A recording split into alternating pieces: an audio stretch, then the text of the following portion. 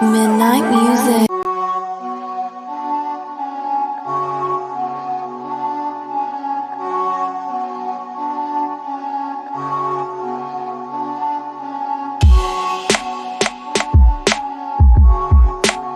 Midnight music.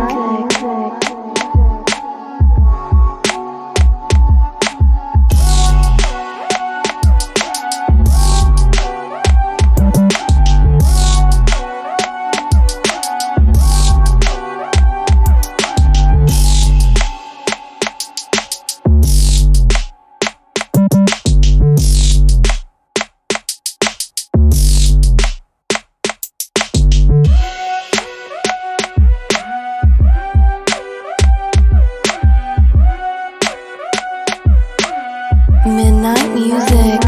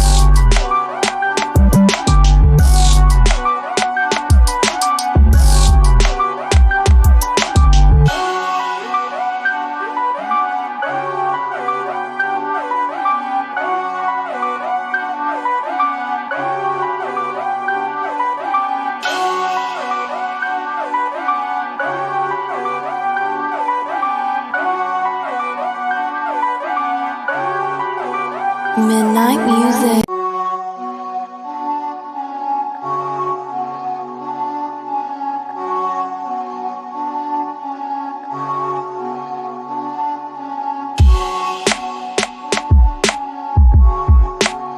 Midnight music.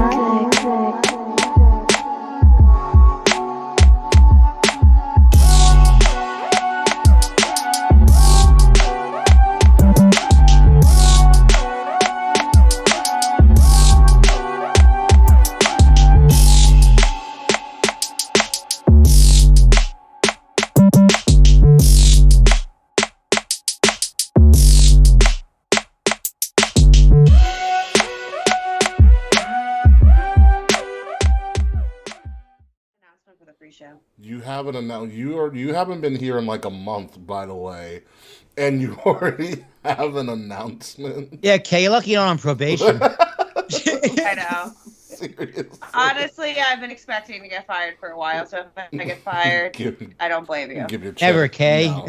That's a loss I don't want to have. That means you have to give that means you have to give your chair to Slack or somebody that cares.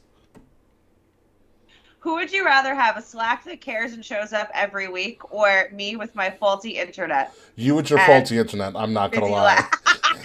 You with your, like a caring Slack is like too much. Like I've seen his TikToks. Like that is too much for me. Slack did send me. So you know how on Instagram they're doing that, like the anonymous messages, like Form Spring. Well, yeah, it's not even like an Instagram thing. It's like it's an app that's just really popular at the moment. So I jumped on the bandwagon, and Slack did send me a very nice message. How'd you know it was Slack? Because he messaged me and told me it was him. Slack, you're supposed to be anonymous. Like, does he understand the idea of anonymous messaging? Nah, it's fine. It was a nice message. So, like, I've gotten a lot of, like, nice messages on there. Thank Only goodness. live theory. Boo, Ricky. That's not your best title. What? It could be you only live once, but you only live theory. It works out. I was gonna say, man, we were fucking wrong. Yeah. Wow, what a dud from you and me, Ricky. I haven't had a chance to listen to Money in the Marks yet. What were your predictions? we pretty not, much not live more. Yeah, we said anybody but live. Like, yeah, anyone but live, dude. Honestly, same. Me and Ricky buried her pretty good. I'm not gonna lie, I'm pretty excited to put my words right in my mouth. I really wanted to put out the clip of us saying anybody but live, but then she actually won. I was like, oh. You should have put it out anyway. Honestly, probably would have got more views because people would have shit on us. And I would be like, yeah, you're right. Honestly, I mean, we'll talk about it more in the show, but like, I was very confused when I watched Money in the Bank. Why?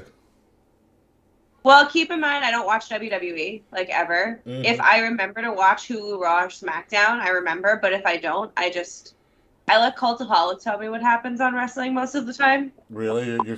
You're okay, continue. It's bad. I am just stupid busy, and by the time I remember I need to watch wrestling, like today I have not been feeling well, so I slept for most of today. Mm-hmm. So I didn't watch Raw or SmackDown, and I don't remember what happened on AEW. Blood and Guts happened. Their version of War Games. It was excellent. Oh my god, I didn't watch AEW. I didn't watch wrestling at all, except Money in the Bank. Okay. Great. It's an interesting little time of Blood and Guts. I didn't watch. I saw some of the clips. I was like, oh wow, I didn't botch a finish this time. So I'm very happy about that. Yeah. Are you ready for my announcement? I don't think we have a choice. I'm blowing up my Animal Crossing island and starting over from scratch. Wow. And you said you have 2 months to do. Now you're gonna restart your Animal Crossing island. Well, this will keep me playing for like a little bit each day, because the deal with Animal Crossing has nothing to do with my island and shit itself. So they don't let you change your name on Animal Crossing without blowing up your island and starting over. So I have had to play as my old name. That's kind of shitty. Yeah, and I changed my name in late 2020, and it's been almost 2 years, and I've been playing Animal Crossing less and less. Like, I maybe play once a month, because it just bums me out. So I am blowing up my island, and which means I have to take all of my shit that I still want from my existing island, and I have to leave it on Dylan's island so they can store it for me, so I can go back and get it. So I can at least have stuff again. And I have to buy amiibos to get the villagers I want if I can't get them. So, like, for example, Freckles. So that's you just brought me back now. So you're gonna kill Freckles now? Is that what's happening right now? You're going to assassinate Freckles. I am not to start over because your way too busy ass is bored and needs to do something. So you are going to destroy a life. Okay? You are going to destroy a life, all right? That's you're gonna breathing. Like, Freckles? Well, it's legal. Well, I mean, it is more morally acceptable to blow up your Animal Crossing island than it is to have an abortion. As Christopher Titus, the comedian, would say, it's not murder, it's just a late-term abortion.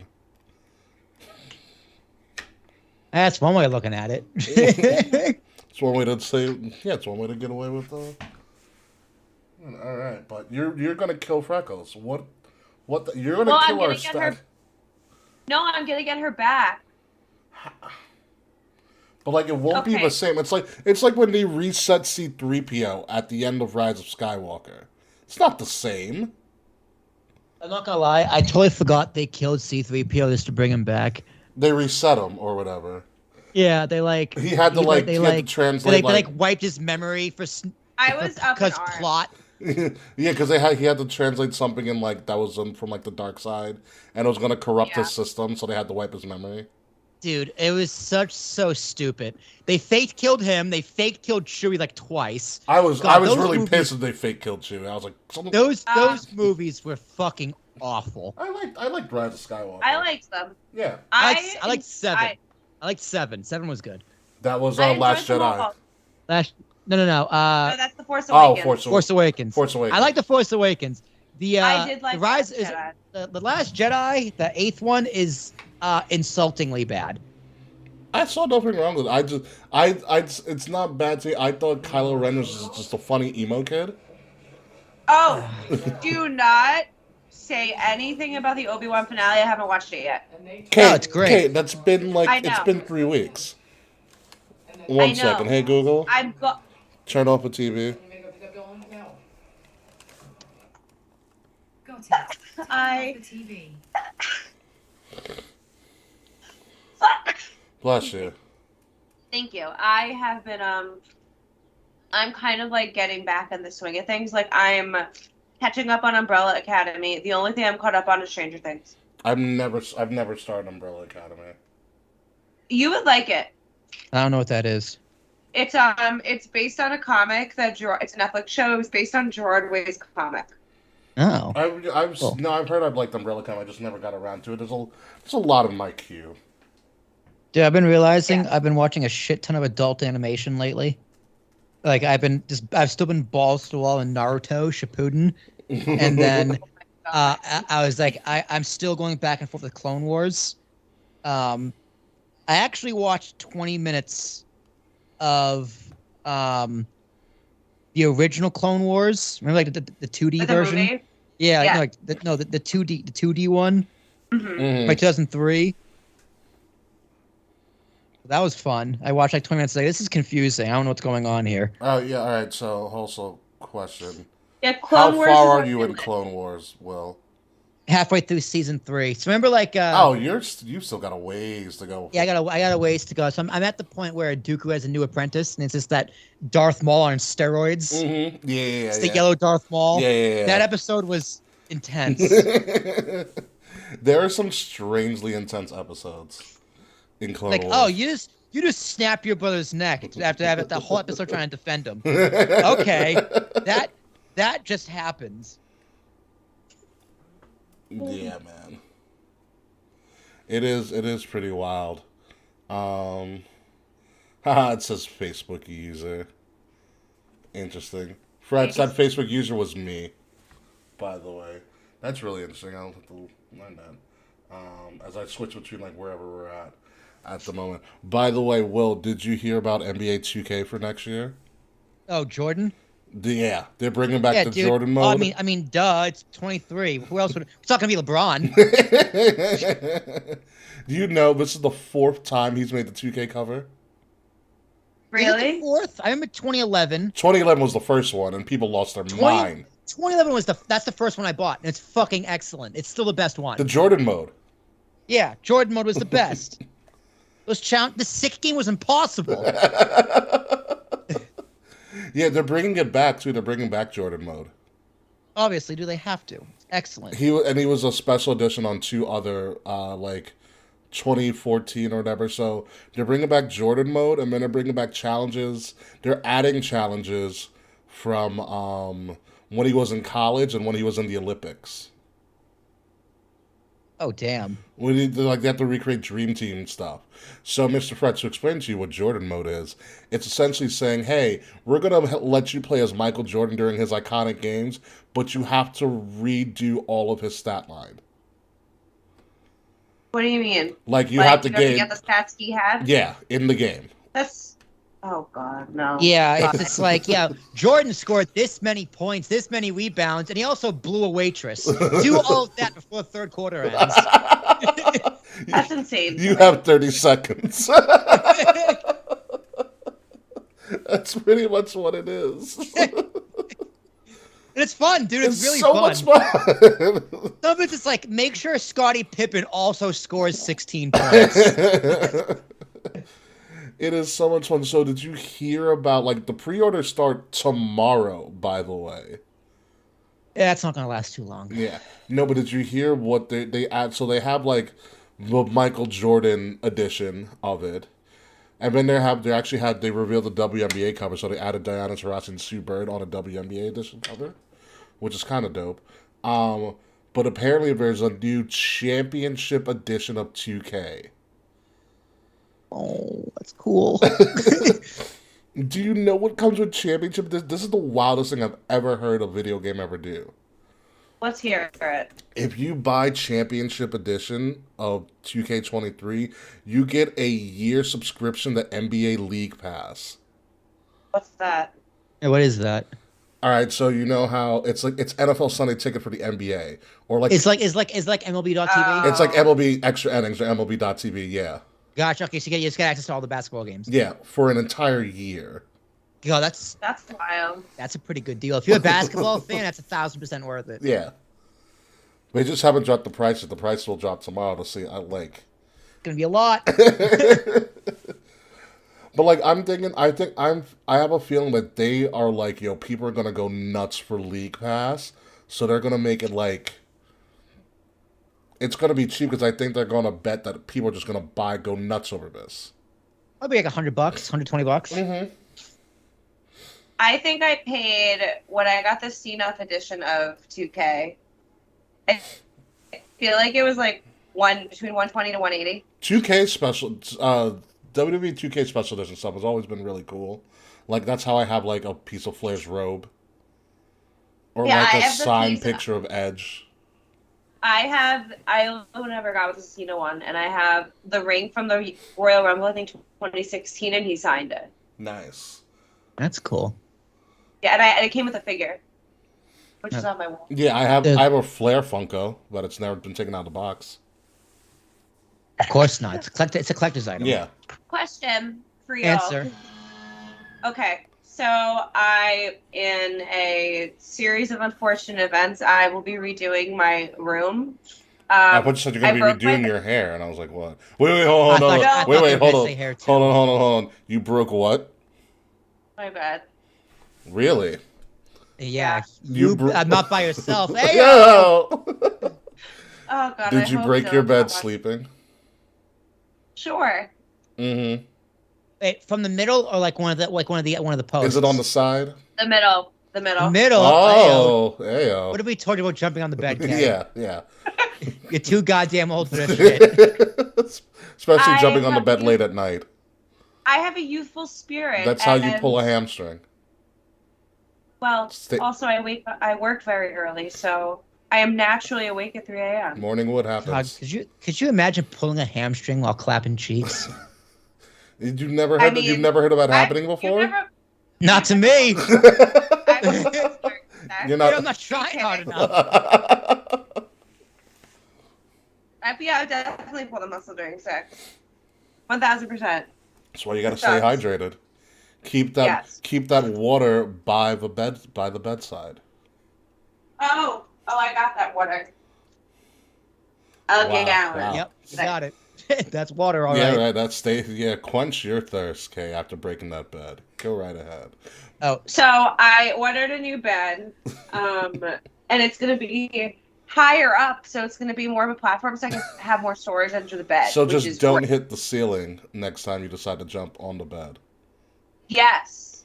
Luckily, I'm small, Mm-hmm. so I can't do that. But I want to move some shit around, so just like optimize the space. Yeah. And I want to move I have my like WWE figures like here, Mm-hmm. but I don't think I like them there anymore, and I don't know what to do with them. throw them out. I don't want to throw them out. This is the thing. What figures do you have? On the wall that are still in the box. I have the 2K enough edition of John Cena. Okay. I have I have CM Punk. I have Aleister Black's Elite. I have Chris Jericho's Elite. The Aleister Black's Elite is the one with the hood. I Yeah. have Jericho's Elite list. I have Kevin Owens. I have Finn Balor. I have Sami Zayn. And then out of the box, I have a vintage Ric Flair, and I have a Macho King. You can probably throw out that Aleister Black from WWE. I Yeah, don't it's want. worthless. That's the one I bought when we went, Ricky. I figured that's the one we that went to Long release. Beach, which they're now selling belts now. They're doing belt buybacks at his wrestling stores. Oh, I gotta go to Flushing then. Yeah, he showed off like the UK, the red Universal title. Ooh. and all of that stuff. And then I also have a few wrestling Funkos. Like I have the autographed one of Asuka from Y'all in the box. Keep And then I have that. Becky. Of course I'm keeping that. And I have Becky, I have Chyna, I have Kevin Owens, I have Demon Finn Balor that I searched for forever. And then I have like the little like and I have like two CM Punk things. Like a plushie, like a little future buddy kind of deal, and then the brawler crawlers from the pro wrestling store in Chicago. So I don't want to get rid of that either. Gotcha. But like I don't know what to do with them. Because I'm starting to realize I'm over Funko Pops. You should probably just create a shelf. Try selling them. It's like a really weird because a lot of some of these collectibles I've had for like a long time, and it's like I don't want to part with them, but at the same time I'm like I'm over it. Yeah. But I also don't know what to do. Like most of my Funkos I have hidden like in a box. Or sell them to Dave. I was gonna say sell them to Dave. He'll buy them. Yeah. There you go. You got a winner right there. Like I want to have like I definitely want like a wrestling wall, and like I moved my desk back to where it used to be, and I'm not sure where I'm putting it because the shitty thing about my bedroom is I don't have a closet, so like you can see behind me, like I keep my hangables on like a movable garment rack. I have like a dresser. God, I remember not having a closet. I wanted to kill myself. This is the only time in my life I've ever not had a closet. Awful. That sounds horrible. So yeah, I have like 4 closets. Yeah, me too. I have so many closets in my place. It's the best. And you probably have like no clothes. Oh no, they're full. Really?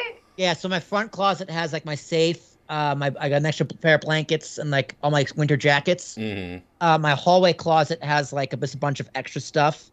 That's like clutter. That's why I don't even put in like light bulbs and shit. And then my room closet goes like wall to wall. My dresser's in there, and I have a bunch of clothes and my suits and everything. So yeah, I use all my closet space.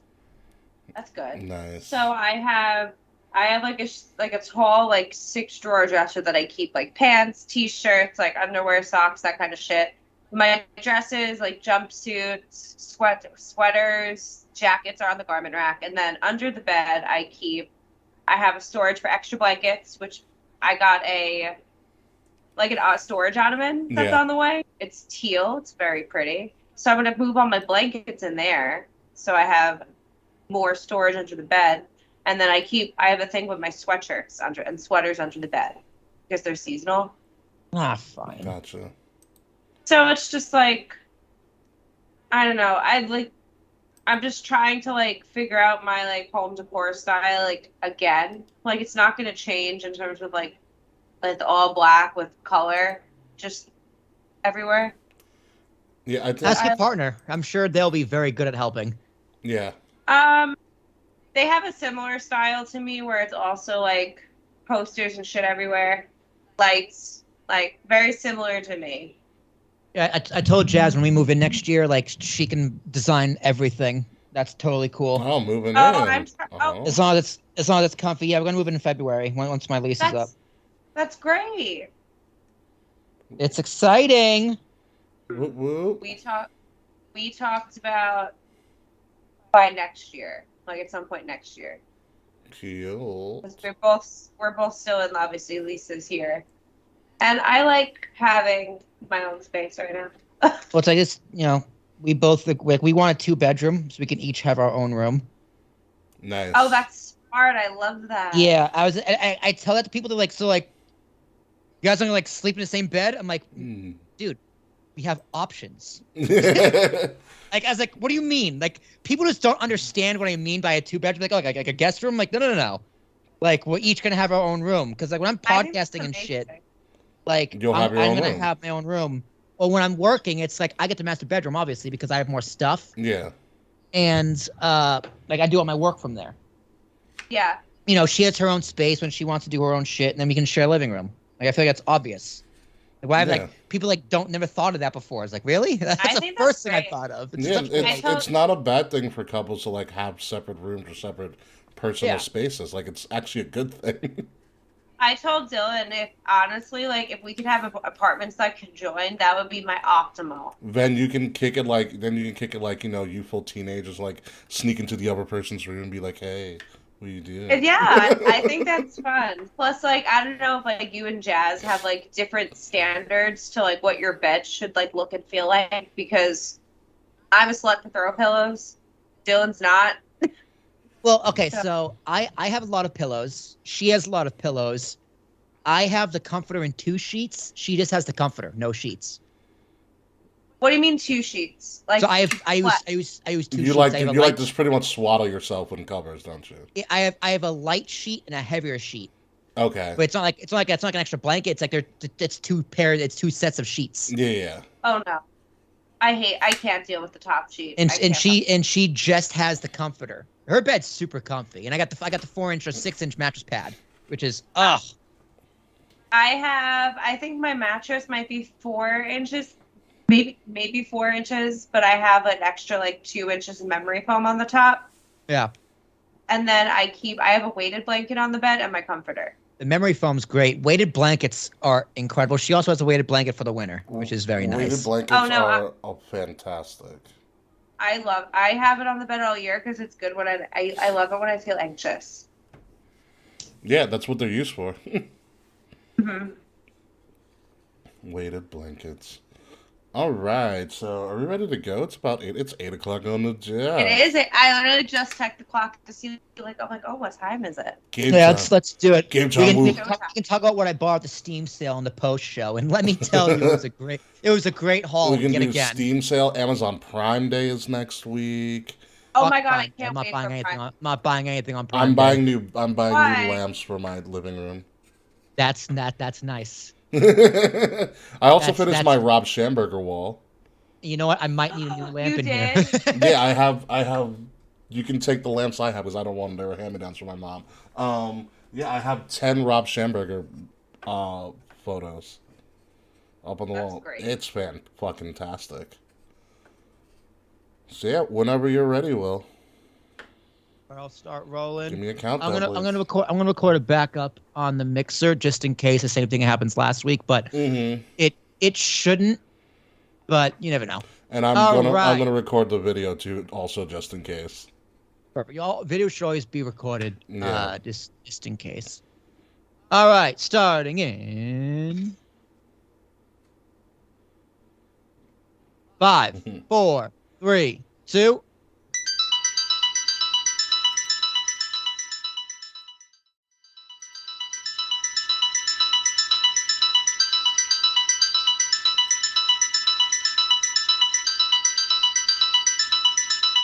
Midnight music.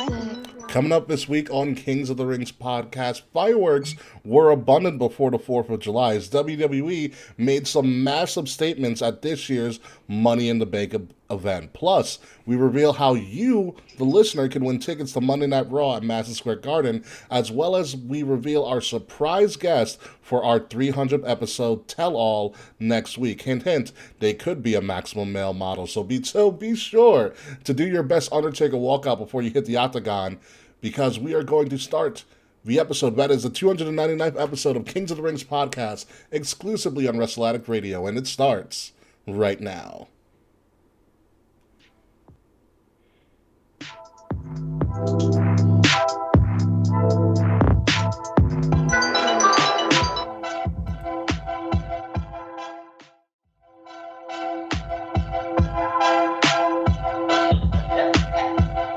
Oh my god, it's Kay Murphy.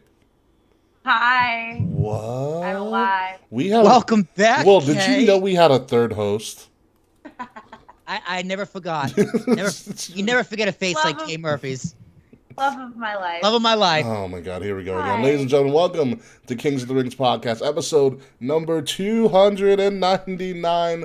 One more week until the infamous, will probably be the infamous episode 300 tell-all. This is 299. You only live there. I'm your host, King Ricky Rose, along with Willie Tarashock, Willie T, and finally, for the first time in like a month, Kay Murphy's back. It's been like 2 weeks. It's been like a month.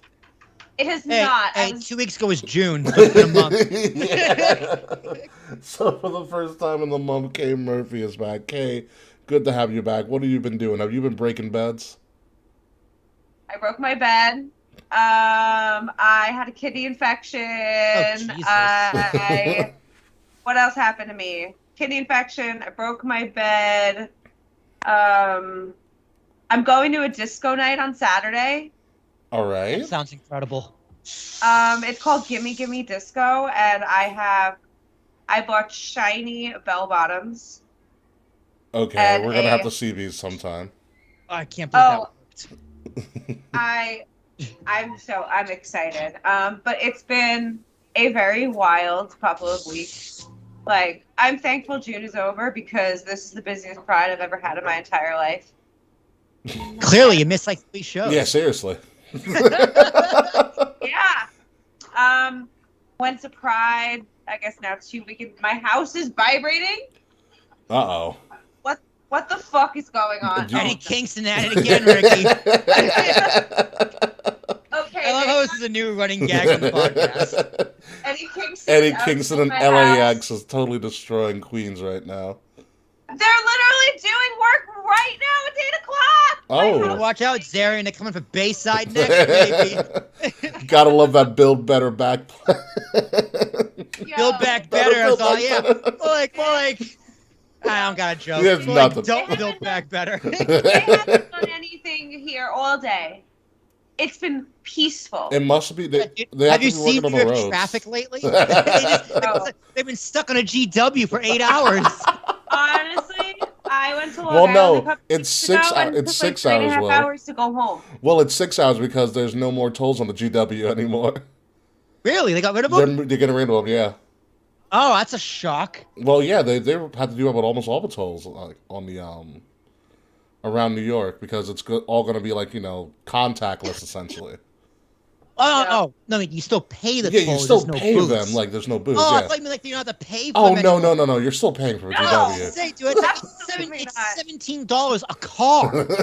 Yeah. I here's the thing, dude. I'm going to rant about New York City tolls for a second. Go right ahead. If you charge me $17 to go over the bridge, an extra $16 to go through the tunnel, I expect my roads to be paved with gold. Like, where the fuck is that money going? You should be And don't floating tell on me the it's way to the Cuomo's, city. It's probably the Cuomo's. Well, they're doing something here in Astoria. I keep seeing signs about Con Ed and energy, and they're doing they've been doing work here since May, and it's not supposed to be done till August. So you got another month. And I can't do it. Well, we can't hear it, so it's a good thing. Yeah, Thank thank God. God. I can. They did redo our sidewalk, so myself and our whole house wrote our names in the sidewalk. Yeah, my road just Yeah. got repaved today, which is great. Yeah, So, like, they redid parts of Jersey City where it's just like they took like a main road and they blocked it off, so it's like a pedestrian walkway, like the whole block. Mm-hmm. And they just finished it, and not gonna lie, it looks really nice. So they did a really good job with it. It's just a little stinky because of all the bars and the throw up. Well, yeah, yeah. That's why you get like a power hose and power wash all of that away on a weekly basis. Yeah, Not because it's New Jersey, because of the throw up. Probably also comes from New and Jersey. because it's New Jersey. Yeah. We're going to be serious for a little bit. All right, folks. So this is episode. The armpit baby. Yeah, Armpit of America, rocking strong. And who, folks? This is episode 299. You only live theory. Obviously, we're going to talk about wild Money in the Bank prediction. Spoiler alert: we were both dead wrong on our show. Oh yeah, Ricky, me and you got to eat a giant bowl of shit this week. Yeah. And you know what? That'll be We for deserve this. it. Yeah. Before we get to that, obviously, we are still. It's probably going to be our final week of promoting and selling our Protect Trans live shirts, which Kay Murphy is so readily rocking right now on the video stream. Can you stand up? Can you give us a little bit of a show? Yeah. I like it. My God. The more I see the tie-dye design, the more it's like, well, are you looking at this tie-dye design? Obviously not, but...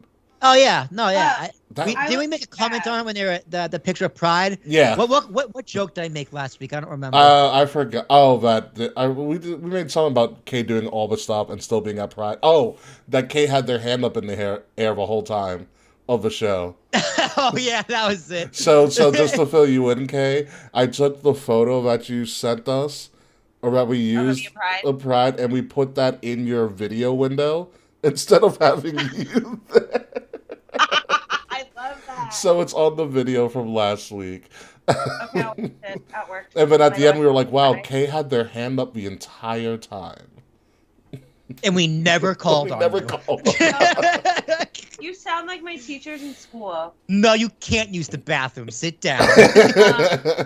So, Kay, tell how was the shirt received to the rest of the Pride constituents? This shirt has actually been really well received at work, and several of my coworkers have bought it. Awesome. Nice. I know the Vaz family, like I think I told you, have bought a couple as well. Honestly, Kay, the Vaz family loves you more than they love, like, me and Will, and they've met us. They have yet to, like, meet you. Yeah, they bought their son my blanket. Baz family, we must connect and we must meet because Like, you remember your It's been HBI? too long. Remember your HBIC line? Do you know they bought like Yeah. 7 of your hoodies? the one that I did. Yeah, your HBIC one. They, Really? yeah, I never told you this. Someone bought that? They were like, when this HBIC stuff come out, we love it. We're gonna buy 7. I was like, okay. And then I looked, I was like, holy shit, he actually bought like 7. They bought 7. Yeah. Okay, that makes my soul. I was wearing that hoodie the other day, and Dylan's like, they're like, do you get a new hoodie? I'm like, no. I'm like, I designed this a while ago. I'm like, it's a hoodie I wanted to do, and no one bought it but me. But I was like, someone else bought it. Well, no, So not thank the you, zip Baz. up, the regular HBIC hoodie that we did. Oh, I was just saying, I'm like, wow, someone bought that zip up. No, not the zip No. up. I need to start buying the zip ups for the fall and everything. But yeah, anywho, our Protect Trans Lives merchandise, as you can see, it looks fucking fantastic. We are going to be selling that for about another week or so into mid-July. 100% of the proceeds will be going to the National Center for Transgender Equality, which fights for the equal rights of transgender individuals across the entire US of A. So if you want to purchase some of the merchandise, it also comes in solid colors, in tanks, and in t-shirts as well. The link is in our description below. So moving... Can I just, Go ahead, I Kay. would like to say about the shirts for a minute. Yeah. They're so comfortable. I'm very glad. Shout Like- out to the Spring Store for giving us great merch material I wore the- to work with. Okay, so I wore this to New York City Pride, and I had a bathing suit top on underneath because I was anticipating needing to be topless because it was hot as fuck. Were you anticipating getting wet and wild, Kay? I was. No And- sleeping at Pride. Seriously. I would like to inform everyone that this shirt was aerodynamic and like lightweight enough for me to wear pretty much the whole day. Very nice. It was hot. Yeah, I was saying It was a hot. It was a hot Yeah. June up here in New York and New Jersey. It was a Like- sweaty armpit. Let me tell you, in this apartment, it's very sweaty. And this is the thing. Every year at Pride, I usually end up by the end of the day in like a bralette or something, or a bathing suit top, just because it's so hot and gross. And like me personally, I get really like, if I have sleeves on for too long, I can't. When it's hot out, I can't do it. You start like, spitzing a little? I start twitching a lot, but like Mhm. not even physically, like emotionally, I just feel disgusting, and I feel like the shirt is trapped on me, and I did not feel that way about this shirt. Mm-hmm. So like, that is, excuse me for burping, that is my highest recommendation on this shirt.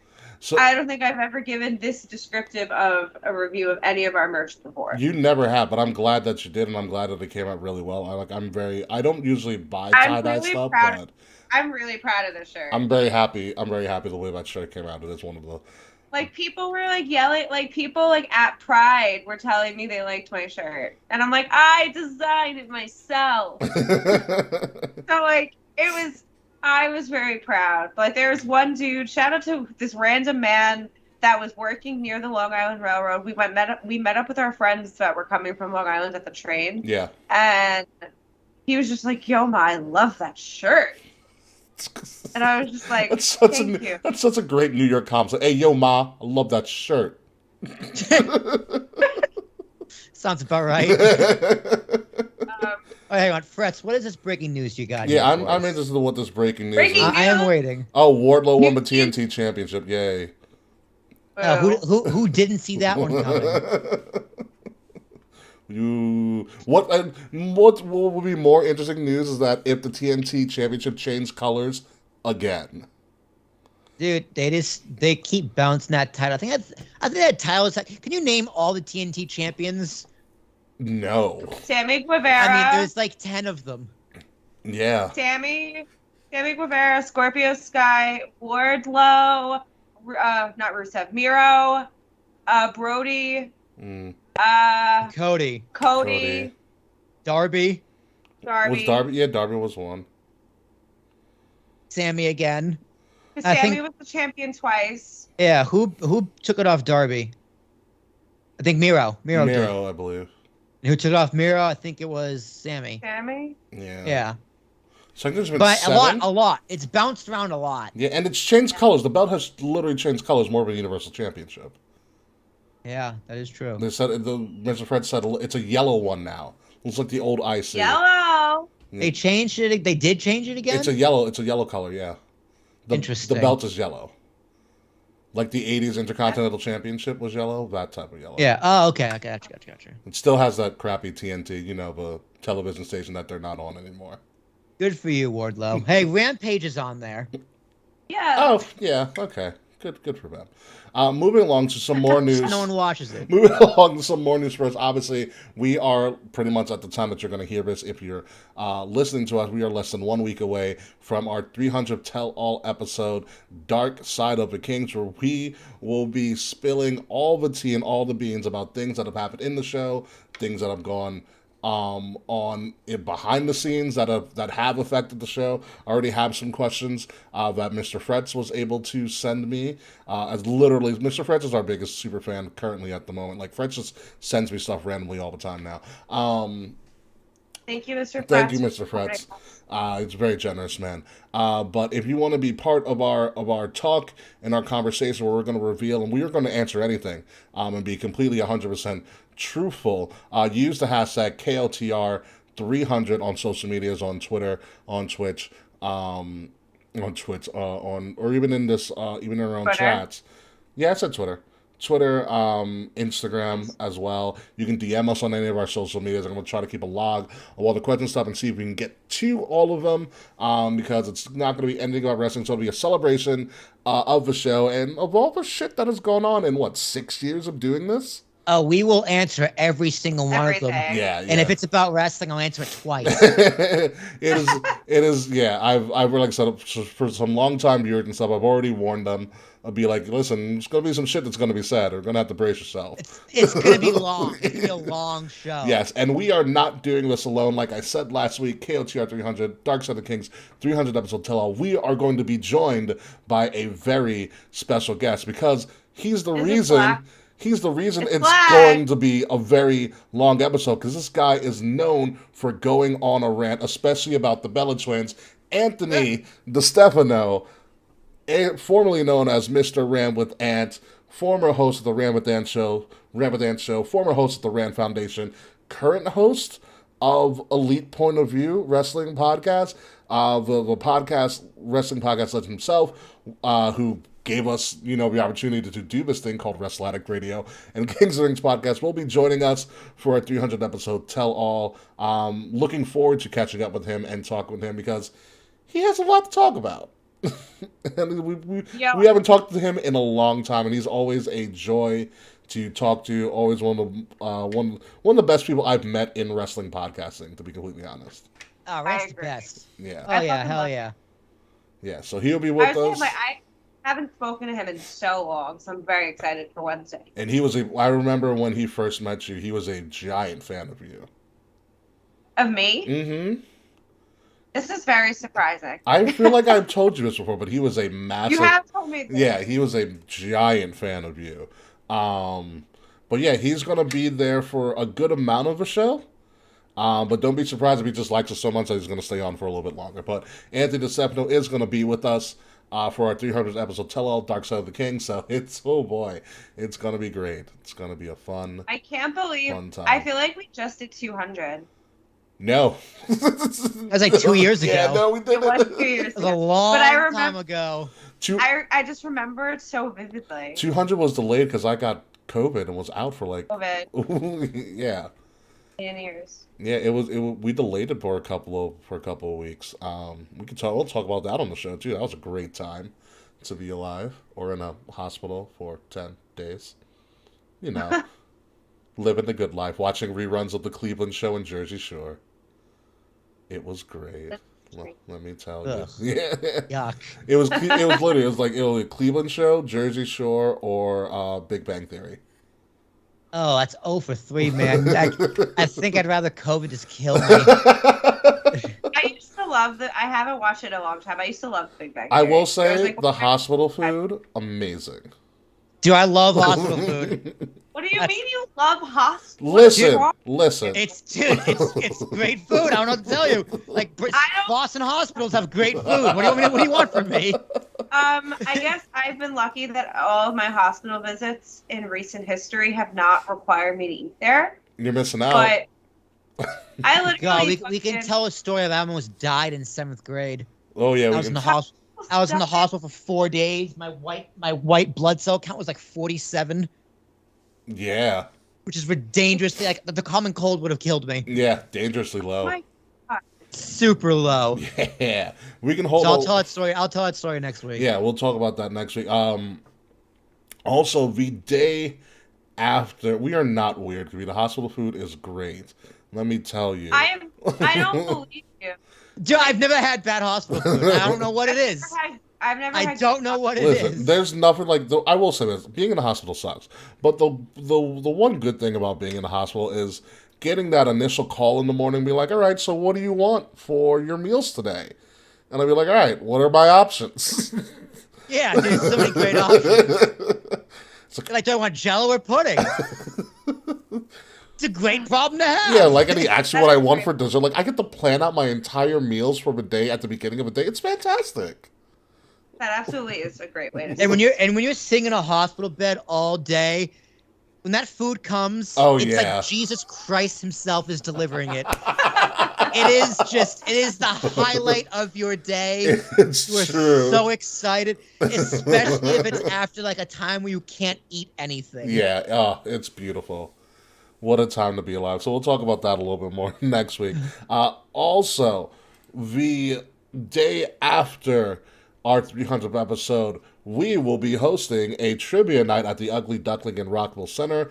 Pro Wrestling Trivia, I'll be hosting it. Wrestle Addict Radio and Kings Rings Podcast, or Kings Rings Podcast and Association, Wrestle Addict Radio. It's going to be sponsoring the event. It's completely free of charge. Just show up to the Ugly Duckling in Rockville Center. We're going to start at 7:30. The winning team next week will be winning 2 tickets to Monday Night Raw at Madison Square Garden. I just bought the tickets over 4th of July weekend. They are actually really good seats. Trust me on that. Kay and Will can back me up on that. Yeah, Ricky has never disappointed me with seats ever. Ricky is the guy. Not once. Ricky is the guy. If you're going to an event that requires seating, let Ricky take care of picking the seats. I'm very particular about sitting places. I'm very, very particular. But yes, so again, folks, thank you to our partners at the Ugly Duckling for allowing us to put on this special event. Like I said, the winning team will be winning 2 tickets to Monday Night Raw at MSG, which is going to be on July 25th. That is the go home show before SummerSlam, which is going to be happening that Saturday. So it's going to be a big show. It's Madison Square Garden. It's the go home before SummerSlam. Don't expect anything brand split related to be in effect, because it's Madison Square Garden and everybody's going to be all hands on deck. So you're probably going to see Brock. You're going to see Roman. You're going to see whoever the SmackDown Women's Champion is, because it sure as hell isn't Ronda at the moment. But then everybody who's a top star and is active in WWE will be at that show. So it's going to be a good one. And plus, it's Madison Square Garden. It's the home of WWE. The minute to go home of WWE. It's a fun time. It's a very, very fun time. I'm glad that WWE started running television out of MSG again. So again, folks, Thursday, July 13th, 7:30 p.m., Pro Wrestling Trivia. I'm going to bring out some of my belts. I've shined them up real nice. We're not going to stick it straight up anybody's candy ass, maybe not. But it's going to be a fun time. So make sure you get there early. Start calling up the Ugly Duckling, making reservations, because it will be a packed event that night. So, moving on to Money in the Bank. And boy, were Will and I completely wrong. I'm still in shock by. I'm still in Little shock. bit. Yeah, I'm still in shock by Liv Morgan winning. I'll just put it out I there. didn't think Liv Morgan was gonna win. I didn't think she had a okay. shot in hell. Not a Okay. shot in hell. Same. Okay, so obviously I was not here last week because I had no internet again. Mm-hmm. Thank you, Queens, and I. Thank you, was Eddie willing- Kingston. Thank you, Eddie. Thank you, Edward. I was willing to bet my life that Raquel Gonzalez. I'm sorry, what's her name? Raquel Rodriguez now. It's Rodriguez, yes. Okay, so I thought Raquel or who did I think was gonna win? Raquel was my number one pick to win. Really? Out of everybody in that field? I knew it wasn't gonna be Shotzi. I knew it wasn't gonna be Becky. I didn't think it would be Alexa. Who am I forgetting?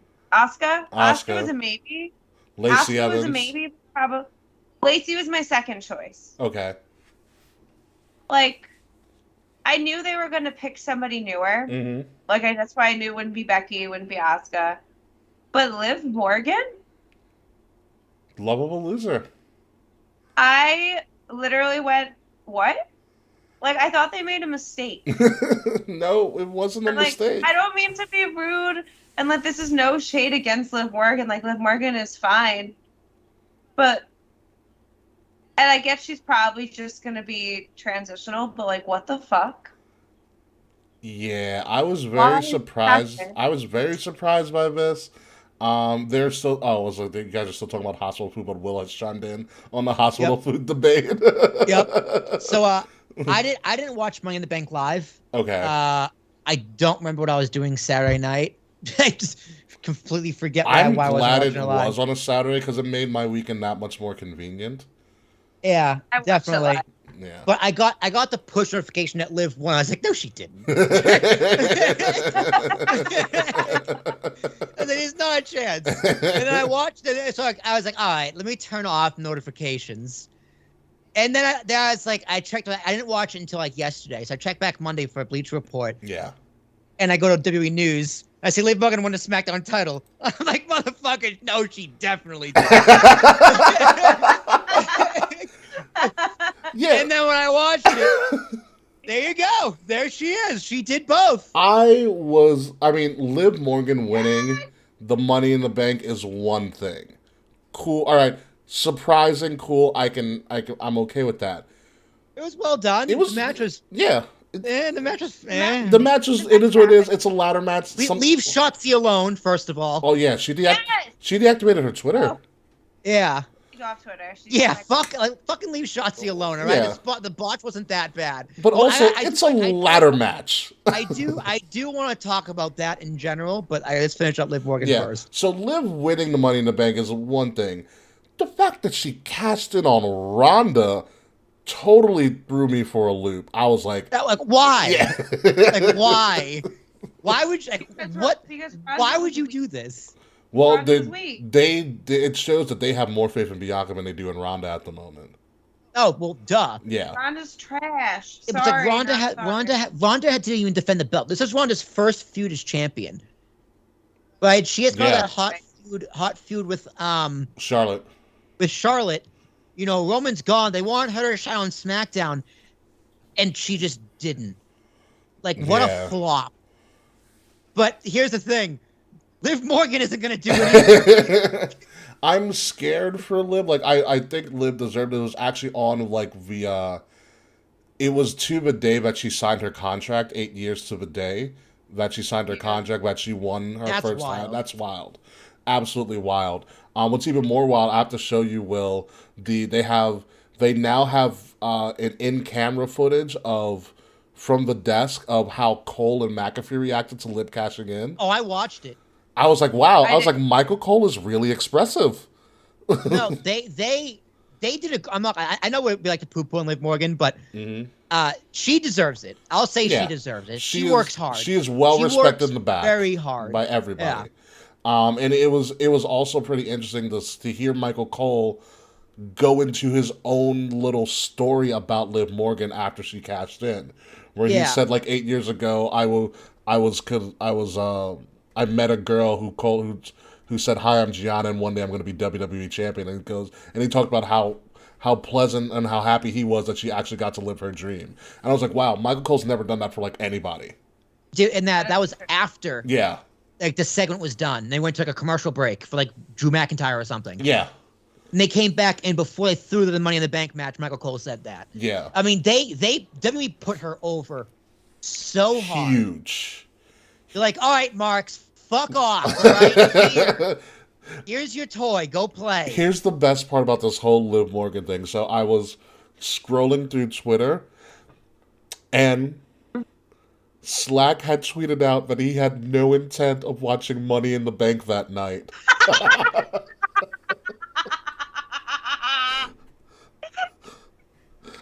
I thought it Slack when she won. That made my night. Does Slack love Liv Morgan? Slack's a huge Liv Morgan fan.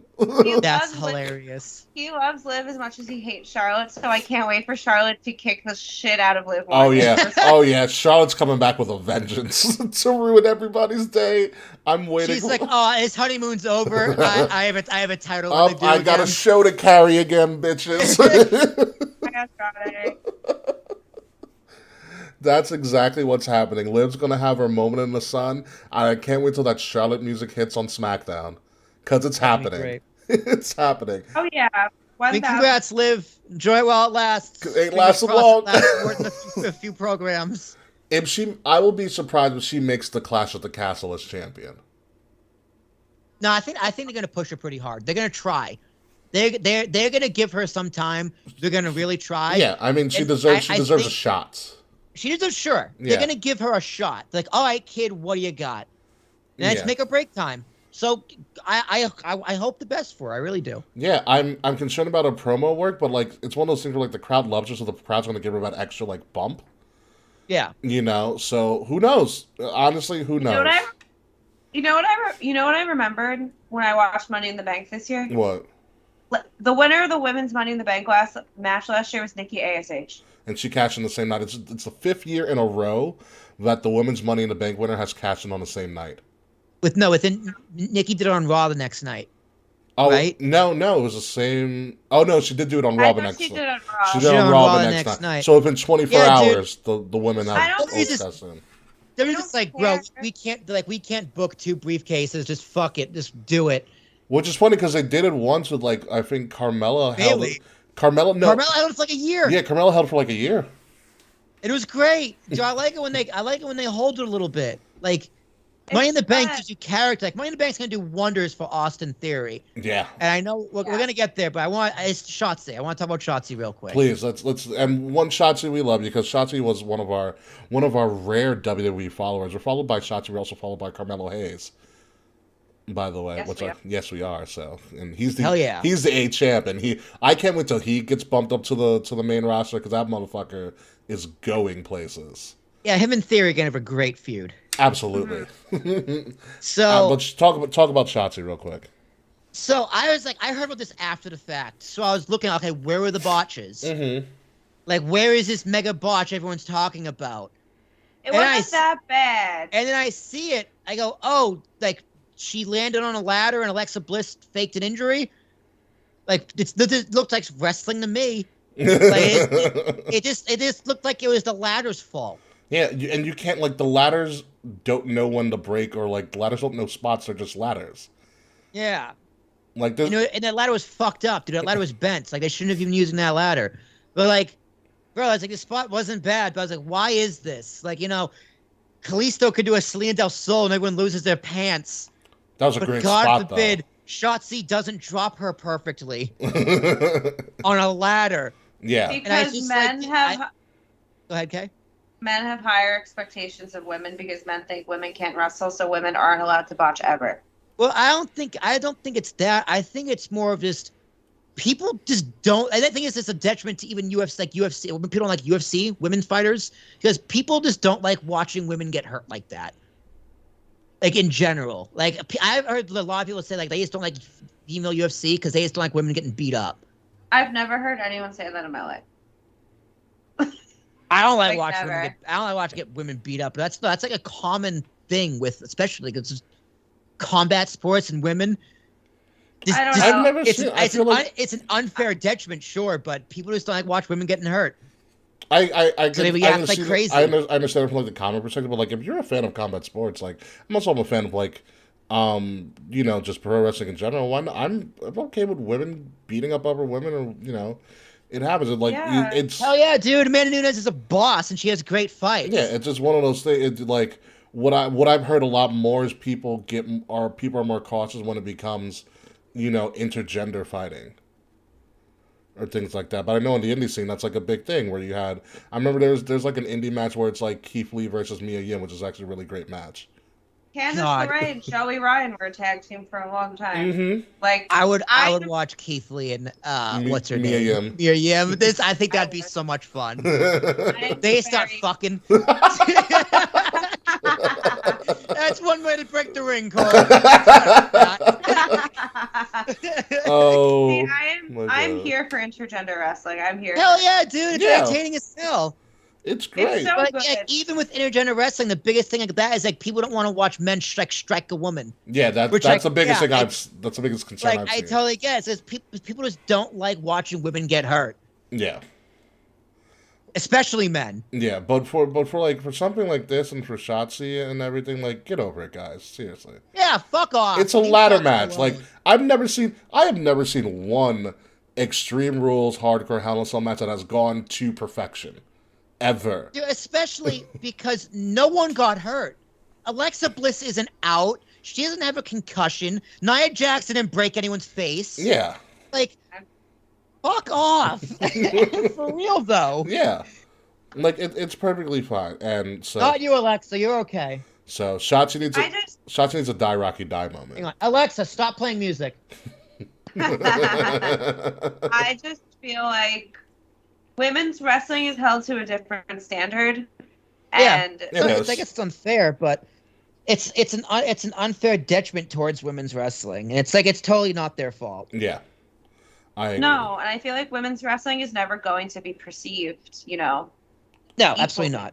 Absolutely not. Which is It's always has been and always will be a male dominated sport. yeah, which is the crazy part about That's it fine. was I think Yeah. that's okay. the crazy part about it was that there was a movement for like intergender wrestling and like females wrestling males, and it was successful. It was wildly successful on a show called Impact. The only problem was the person spearheading it was Tessa Blanchard, and that's Yeah.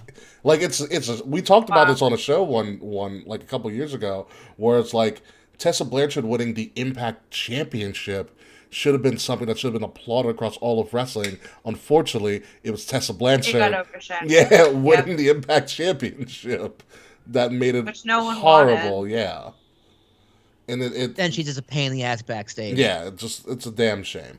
What did she get canceled for? Oh, she's a racist bitch.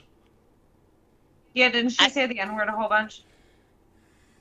I don't remember. I'll take your word for it. That's I just don't remember. that's my Spark Note version of it, and I remember Spark Note version. Yeah. Spark Note version said the N word of God. Yeah, fucker. yeah, there was, and she did a lot of bullying to younger talent backstage or something like that. Some to that, because I know there were people like Sienna, or Allison Kay for those people as well, who cooperated, who came out with stories about things that Tessa had done to other female talent, things like that. So, be with us, man. Let's keep on the Money in the Bank train, and to be surprised, Money in the Bank entrant after getting his ass beat by Bobby Lashley. Yeah, Bobby gave him a nice good old fashioned squish squash. His Yeah. ass beat by Lashley. He sneaks his way in. All right, so when I saw Adam Pearce come out and say hold him in, I was like, oh, fuck. John Cena, I yep. knew. Everyone, here's the too. thing. Everyone, even I was thinking John Cena. I knew what happened. Yeah. Right? Because if I was just like, oh, this is why people, because people legitimately mad at Theory winning. And I was like, oh, this is why. Because I was like, how are they going to do this? Like, I think how they did it was a mistake. What do you mean? About Like him just having Adam Pearce come out. I love Austin Theory winning. Like it's massive. I think it's a great shock. yeah. And it's gonna do wonders for him, and he's gonna run with he's gonna be just as good as Seth Rollins was. Like this is gonna make him for sure. Yeah. But they didn't do him any favors by Adam Pearce coming out last minute Mm-hmm. and having the crowd expect someone else. Do you think it should have been Vince instead of Pierce? Yeah. Yes. Okay. 10,000. That would have been much better. Because you get the Vince pop, and then Vince gets to break everybody's heart, because that's what Vince loves to do. Yeah. Yes. I would say, is Theory still like BFF with Vince? That is what is kind of. That's pretty much what is alleged. Yeah. Yeah. When he came out, I think McAfee was just like, oh, good old Vince at work again. Mm-hmm. But I'm like, wait a minute. I thought Vince doesn't have power anymore. He's not the chairman. Like he's still head of creative. That's what I was saying. He doesn't have any power. I know, but I was thinking like in kayfabe. Like, right? Like, 'cause when he came out in Raw, they didn't say he was a chairman. They just said Mr. McMahon. That is true. He wasn't the chairman. That's true. Shout out to Dirty Heels Podcast in the building. Thank you guys for tuning in on us tonight. But yeah, Theory winning was a shock. He has real heat with a lot of people. People just don't like this man, which is perfect because this is where Austin Theory shines. Yeah, guess what? Okay. You don't like him? Good. Duh. Yeah. What do you... Good. Yeah, that's what exactly. Well, that's the point. He has a lot of heat because of the speaking out movement and stuff. Because he got called out a couple years ago. People are upset about it. But for what did he do? I don't remember his thing being so egregious. I thought he was like on like OnlyFans like for dude. I thought he was like on a gay app for dudes like an OnlyFans. That's what I thought too. Yeah. I don't recall. His Theory has been on my daddy list since he was on Evolve, but after speaking out, I kind of had like some trouble, saying. I felt weird calling him a daddy when I knew he got called out for shit. Yeah, I just don't recall what he got called out specifically for. I'm almost positive he sent like sexy pictures to a minor. Oh, I do remember something like that. Mm-hmm. Well. If there's any evidence, I know of mine. If there's any evidence, I'd like to see the evidence, especially for something so severe like that. Mm-hmm. If you're gonna make a claim like that, man, I need some evidence. Yeah, and like I don't remember Theory's thing being. I remember Theory being called out for something, but I don't remember his thing being of a real concern. Not that it's not of a real concern, but I don't remember it being prominent. But also, well, he got overshadowed by like Velveteen Dream, for example, and like all of NXT UK. Yeah, the whole UK. Actually, I remember us talking about it because I remember us making the point of him being so young in his career and being unknown is actually a big benefit to him. Yeah, which is exactly I remember what having happened. some kind of conversation like that. Yeah, and he was able to reimagine and reinvent himself, especially down in NXT with the leadership of the Garganos. I mean, I think if this actually happened, they would have gotten rid of him because WWE has a track record of getting rid of people who have done these things, and at least in recent history. Yeah, they're very zero. I mean, tolerance. look, they got rid of Vince. All right. Mm-hmm. They got rid of Vince of something that was completely consensual. Yeah. Well, it's temporary. Vince will be back in power very soon, I feel. Yeah, probably within a year, before the end. They got rid of Velveteen. They destroyed NXT UK. Yeah. Yeah. So if I'm assuming they did an investigation, nothing came back. Yeah. Be it as it may, he's that guy now. Theory is that guy, and honestly, people always say WWE doesn't create a new star. They've just created one right now in Austin Theory. They tried with two. I mean, listen, this Money in the Bank was what people wanted. Make new stars. You got them now. You know what? Now, of course, classic internet. They don't like what they act. They don't actually want what they actually want. Yeah. People want it to be their favorite new star. So Theory is not good enough. I didn't expect Theory to even be in this match, but Same. looking at it, I was like, all right, this is actually a brilliant choice. Yeah, I love it. I'm on board the Austin Theory train. The man is so fucking talented. Yeah. He's a way little baby. And he's really honing in on his character. Like him on the ladder with all those selfies, I was like, dude, this is so over. Such a dick move, I know. Like, dude, was Tyler great. Breeze is just like, I was just 2 years too late. For real. For fucking real. Tyler Breeze has a way back, and we're going to talk about his way back. But there is a way for Tyler Breeze to come back. Yes, I have feelings. Oh, man. Because he's back on Up, Down now, let's thank the Lord. But yeah, When does he cash in?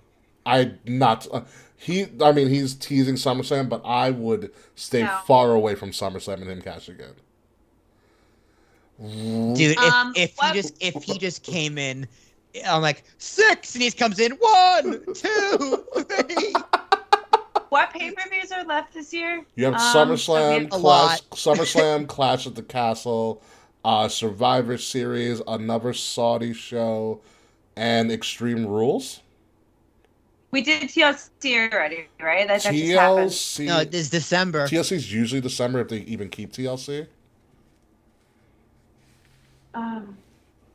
No, sorry, we just saw Hell in a Cell. We I'm just trying had to Hell in a think. Cell, yeah. I mean, We just had Night Hell of in a Champions. Cell. No, Clash of the Castle is replacing Night of Yeah, Champions. Clash Clash at the of Castle. Champions. Let me go It's been in, like, WWE this 2022 December. pay-per-view schedule. Schedule, yeah. Because if there's something with a T, like Theory at TLC, like they could do something like that.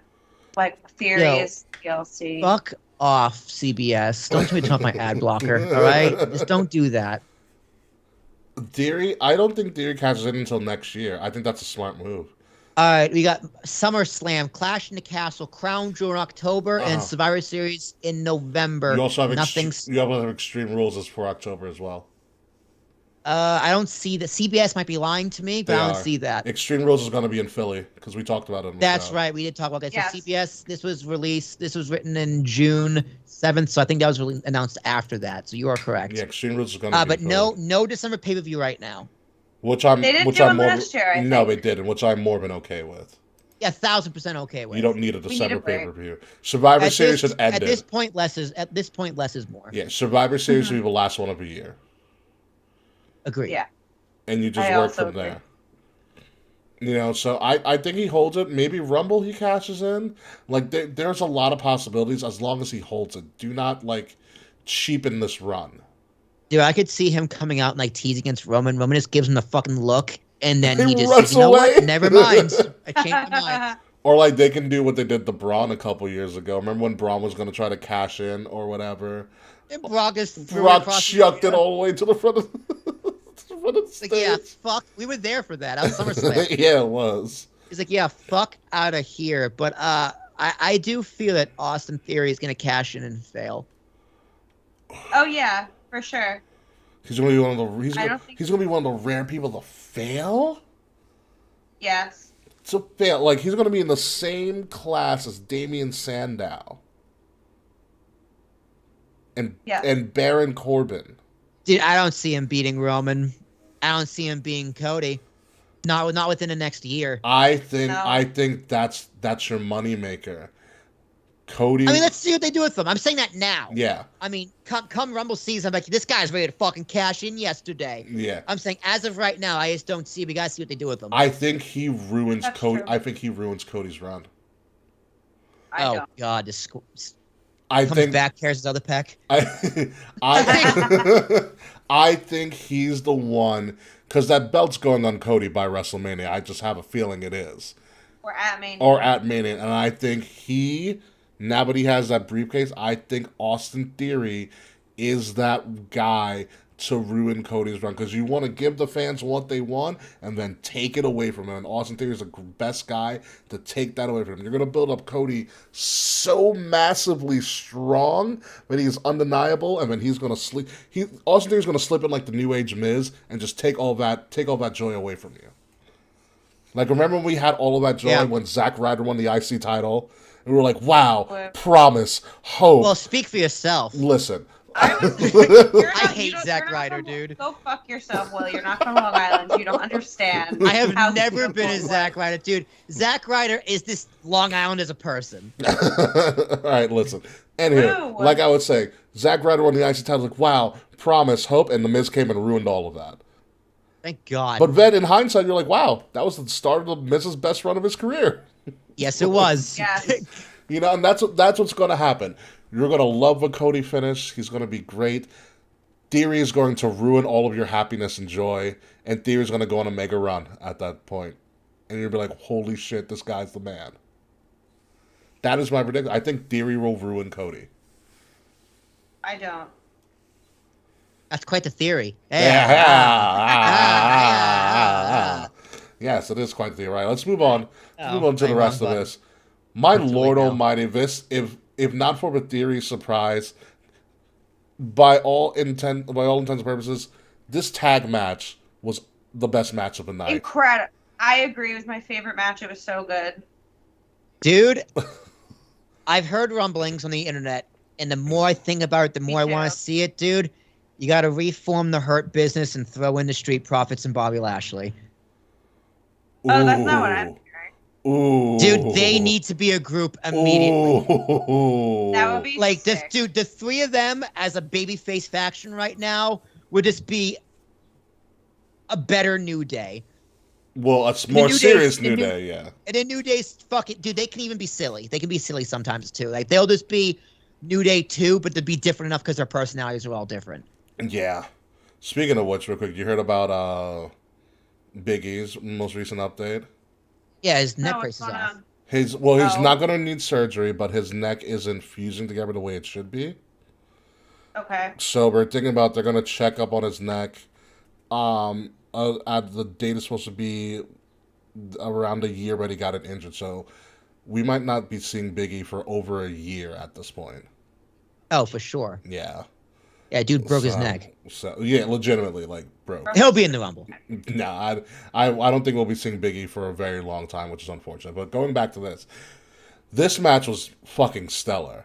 And by the way, Incredible. I did not think Angelo Dawkins can just hop over the top rope. Yeah, dude, I forget how athletic he is. Like he's talk about someone who's come a long way. Yeah. I know everyone's talking about Tez being the star, but I'm telling you, dude, They should have if you look back at NXT, they should have fired Dawkins years ago. probably. Yeah, but him and Tez work so well together. But dude, I think he'll be okay on his own. Yeah, as well. I think when Tez came into NXT, it saved Dawkins' career. Yes, for sure. You know, but Dawkins has come a long way. He's been able to show up. He's so big, but he moves so well. It's scary. Dude, he just looks fat. That's the crazy thing. Yeah, that's like he just looks out of shape. He's not, and he looks unathletic. Yeah, and he's super athletic. But these guys put on a classic. Like, how do you have the body of Eddie Kingston, but like the athleticism of Sammy Guevara? It's a good analogy. It doesn't make sense. I was literally on the edge of my seat for this because for a second they hit the finisher. Montez hit the frog splash. I was like, it's over. I thought they had it. Yeah. Not gonna lie, I thought they had it a few times, and I loved the ending with their shoulder being up. I love it too because Me too. they are going to kill it at SummerSlam if they allow. Because I think they're going to put on a show at SummerSlam. Hell yeah. Yeah, dude. I know we're talking about break up the Street Profits. Oh, nay. No. Hey, hold on a second. No. We got another program or two to go through. That's what I keep hearing on the internet is that they're going to break up the Street Profits, and I don't Well, want Kayla it. also mentioned it during like their little tell-all thing, and I don't know if you saw the SmackDown promo before. It was really good. They promoted each other, but they switched their taglines. So the Usos said, "We want the smoke," and Street Profits like, "You're the twos, we the ones." That's funny. Yeah, it was very, very clever. Very, very clever ending. But no, this is good. And then in lieu of a New Day not being able to go up against the Usos, this is the next big thing. Like these guys just work really well together. Like really well together. It was fun to watch. Well, did the Usos also have come a long way? Yeah. Like since they became like prison thugs or you said whatever they're. You look like carpenters. I think you said they look like carpenters for a while. Like when they first made that switch and they got the Day One-ish theme song in like 2016. Yeah. Ever since then, their in-ring work and everything about them has just been a 10 out of 10. Oh yeah. The Usos are one of my favorite tag teams of the modern era. They are. Then they should be. And have been for a long time. Dude, them and the Bucks need to have a match. That's the match I want to see. Absolutely. Absolutely. I just a one-off too. Yeah. Have that main event because that will sell out. The Bucks versus the Usos. Yeah. Unbelievable. I think at this point that's the bigger match than Bucks and New Day. Right now, yes. Right now, yes. I mean, like overall, the entire career, yeah, that's the bigger match. But New Day hasn't been relevant in a long time. They've been doing side quests for a while. Exactly. You know. I mean, but like New Day on top against the Bucks, even right now, is the more important, is bigger match. But right now, it's the Usos. The Usos have surpassed the New Day. Yeah, yeah, and there's nothing wrong with it too. It's like they can just it's just good. I want to see them again. I like you said. I love the little shoulder up at the end. The question is how do you up storytelling? How do you up the ante at SummerSlam? Besides the fact it's in a fucking stadium. Tornado. You do tornado. You can add you can do ladder match it. You can ladder match it. Cage. You could. I don't want to see a ladder match. I think a standard match would be better. I think the match would be better, and I think a ladder match. It's like, yeah, you have some flashy spots, but I think they'll get more over with a killer singles match. Okay, I see that. I also just personally want to see Montez go up atop a ladder and hit a frog splash. I mean that too. Don't get me wrong. I want to. I mean, I'm thinking of storytelling. They're thinking of what's gonna trend on social, and that'll trend. Yeah, that'll definitely trend. But I want to see it again. I want to see how this is rated by other people. This is, for the most part, this is a flawless match. Oh yeah, absolutely flawless match for everybody involved. But moving along to last second Money in the Bank, Bobby Lashley is really. I know we said this last pay-per-view, but then it happened again. I was like, wow, he's really over. Really over. Yeah. I was like, oh. I never thought I would see that again. It's surprising. I thought I thought it was oh, okay, Chicago, their marks are into it. We like Bobby. We all love Bobby. I get he's done the work. I would expect it from a Chicago crowd because they're insiders, essentially. Even Cleveland popped off for him. Yeah, but this is Vegas. Half those people are betting on the event that are sitting there. But although Bellator is in Vegas too. He fought in Bellator. Did he really? Oh yeah, Lashley's definitely fought actual cage fighting, and I think he was in Bellator. Mm-hmm. He's definitely fought actual cage fighting. Well, I know he was an MMA person for a while. Yeah.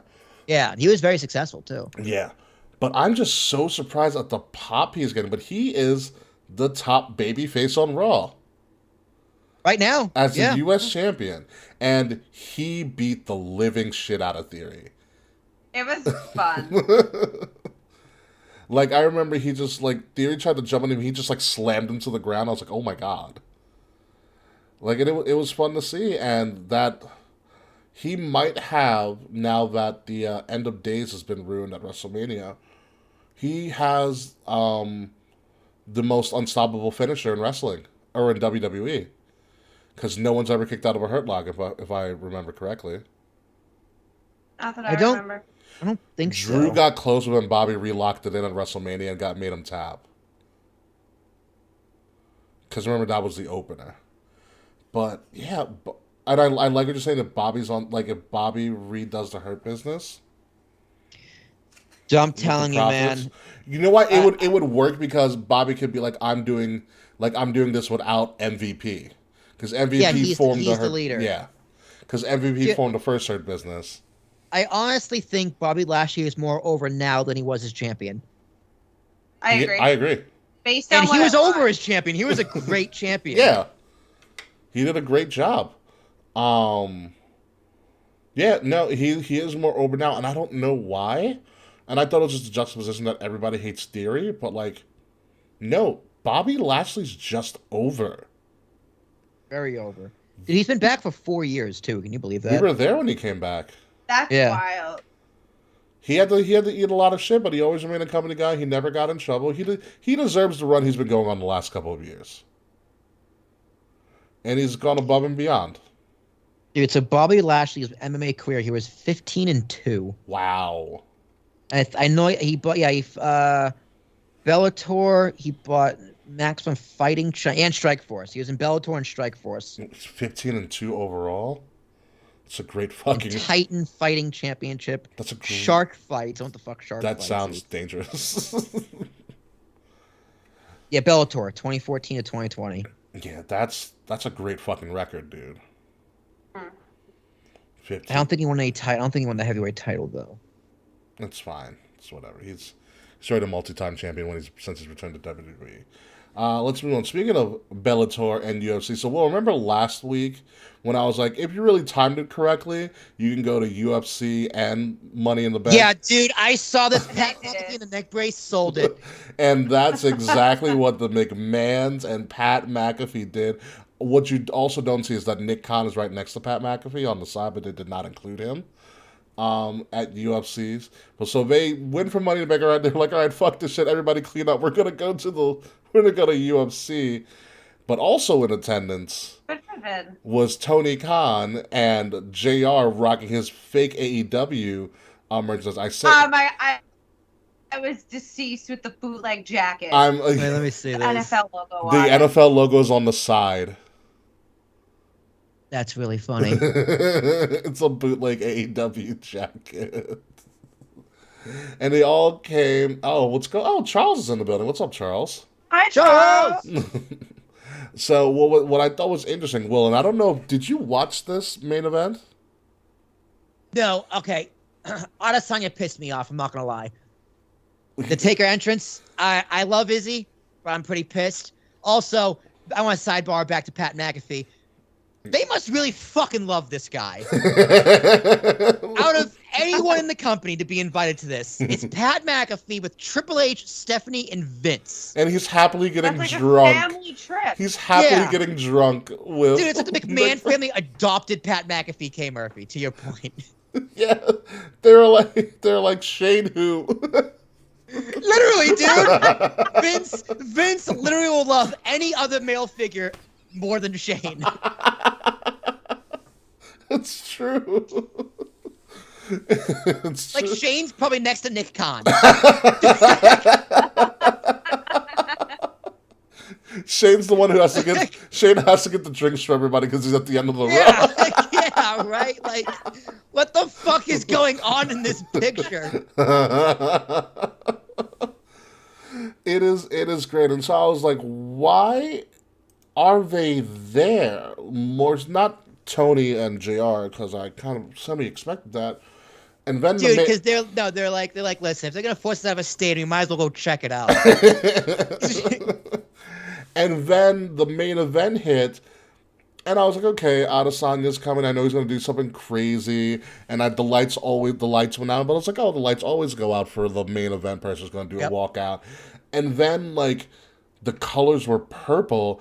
And then I heard the gong, and I go, "You gotta be fucking kidding me!"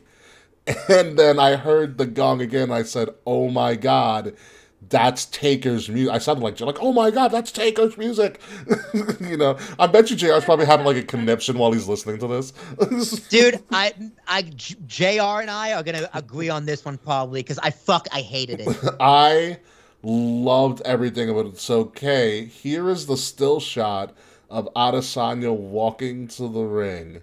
He looks ridiculous. He has. Are you kidding? He has the hat. He has an urn with his opponent's name engraved in the urn.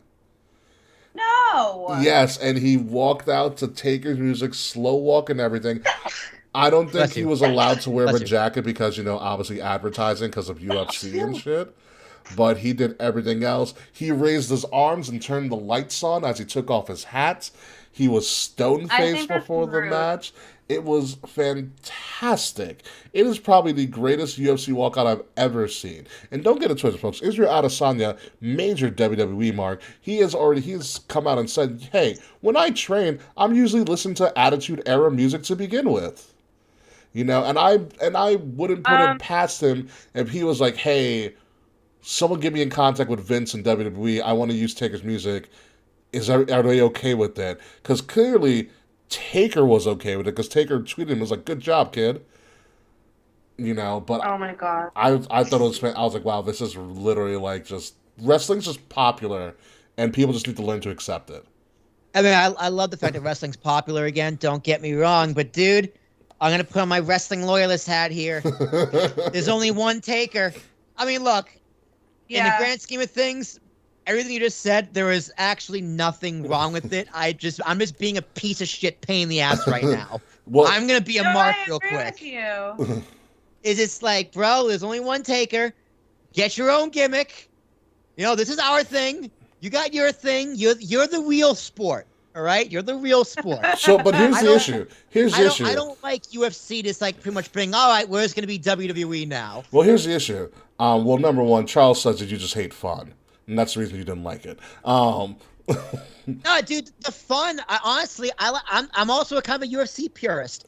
I like them just coming out ready to kick some ass. Like I don't need the pomp and circumstance. Like like your intensity is what I want to see. I think I want to see you ready to beat a motherfucker to death. Well, yeah, but this I is also. want to see you ready to murder. Yeah, but this is also mind games. Not everybody can be Goldberg or Ronda walking out to the ring, and this is how Adesanya just fucks with his opponents. This is gamesmanship at its. Dude, if I'm in the ring, I'm like, what are you doing, bro? Like, what are you doing? It's game. We're here to punch each other in the mouth until one of us gets knocked out. But that's the point. Is to get you thinking about the entrance and not about the fight. It's mind games. It's showmanship in its purest form. I guess. Charles with the heat. Roy Jones wore a breakaway tuxedo to the ring. That also did happen. Roy Jones Jr., boxing legend. Yeah, that's pretty sweet. Okay, so it's all about the gamesmanship. It's all about the show. Because remember, you're also entertaining people. I'm fine with showmanship. Like, remember when Deontay Wilder came in with like that heavy ass, like he had like the Road Warriors gear. Oh, I loved it. Heavier. It was great. Like that. Like yeah, at least that's original. But dude, like that's honestly, dude, if I'm a UFC fighter, that's how you get knocked out. Well, but it didn't happen. No, of course not, because he's just that goddamn good. He's a style bender for a reason. He called himself the last style bender. He literally does dancing. Last style bender. Yeah, he literally does dance. Fucking incredible. Yeah, he does dancing and does avatar shit all the time. You don't expect him to do anything from WWE. Hell, LeBron James and company were visited by the Undertaker when they won the championship in Cleveland because they wore wrestling shirts on the way back. Fine. That's fine. It's not like LeBron James came out to the Undertaker theme. Well, hold on. What is it? Joel Embiid has come out to Triple H. It's all about the game to start a game out, and Triple H just gave him kudos for that. Yeah, a lot of people do that. I mean, hey, obviously give him kudos, but I don't know, dude. I don't like it in UFC. I just like it when they come out and get ready to fight and ready for war. Like that's how he's already ready. Like WWE needs the pomp and circumstance. I like my UFC without the pomp and circumstance. Like, do you like? All right, so here's my thing. Do you like baseball players not being like very stoic and not enthusiastic? Depends. On what? So, could I admit something stupid? Sure. So, remember, I don't watch baseball, and I am a brand new Mets fan because I went to one Mets game. Okay, how dare you? You cannot say yeah. Hey, I'm sorry. You went and watched the Long Island Mets play. I'm sorry. Yeah, you cannot have your opinions are no longer valid, Mets fan. Well, I live in Queens and I live so close to Citi Field. I can't not. I'm gonna do something. Okay, it's called Shitty Field. Get it right. Oh no, I'll call it Citi Field. This field's gorgeous. I love Citi Field. Yes, I've never been actually. It's great. You'd like. I've been to McFadden. I've been to the bar next to Citi Field. The hell is that? The Met hat. Is it a Met hat? I don't even see the Met. Wow, logo. what a loser! It's a Pride Mets hat. Look, it's the How is 1986 nerd and 2000 nerd? Yeah, you don't want to talk about 2000. I got swept. I had a wonderful time at the Mets game, but what I did not know is that all the baseball players get like entrance music and shit. Yeah, they do. Yeah, walkout music. Yeah, it's really quick. It was so much fun. Yeah, it's cool. Yeah, it's cool. I liked when Jeter always had like a Notorious B.I.G. song to come out to. Mariano had Enter Sandman. Yep. So, Will, do you not like that? Like, no, that's totally fine. It's just music. Like UFC fighters come out to music, but it's like I don't need you doing what the WWE does to like. I just don't like it. Listen, what is it? What is the word? Imitation, the most sincere form of flattery. Yeah, of course. No, if I'm WWE, I'm loving the shit out of this. It's like, oh yeah, promote my free promotion. Do it. Go on. People do it all the time. Hell, the surgeon that worked on The Undertaker in New York for the hospital special surgery played The Undertaker's music as he was cutting him up.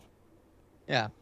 Hell, if I was Dana White and I was Vince, I would do it. It goes. But I wouldn't like it. It goes to show you. I think Dana White and Vince talk more than people give them credit for. Yeah, I mean they're two of the greatest promoters of all time. Yeah, And I think Dana White is. We give Vince a lot of credit for being a great promoter, which he is. Dana White is an excellent promoter. I don't think Dana White exists if Vince doesn't do what he does. No, not at all. Dana got some inspiration from Vince, 1,000%. He Yeah. probably admit that himself. Mm-hmm. So I'm perfectly fine with this UFC WWE crossover. I mean, it happened with Brock, and that was the floodgate, and that was the connecting piece. I mean, Yeah, well, UFC's trying to like be more entertaining than which is an fine. actual sport. No, it's no problem with it. I just don't like it. It's good to be entertained. You can be entertained in multiple ways in the same event. Yeah, I'm just a purist. I know Ricky, I know I'm wrong. Right? I know I'm in a minority here. I know I'm an asshole. But it is what it is. I don't have to tell you. I fucking hate Oh my it. God, you would hate college football. Especially because it's The Undertaker. It's one thing if he came out to the Undertaker's entrance and lost. Then you'd be like, that's this a guy dumb. won at least? Yeah, he won. Yeah, no, yeah, Oh, he of won. course. He won. Okay. Yeah, he won. Dude, it's another thing if it's just the music. The fucking urn in the hat. That was beautiful. I was like, what are that's you doing? great. Stop it. Take That's yourself great. seriously for 1 second. He doesn't have to. He's Israel Adesanya.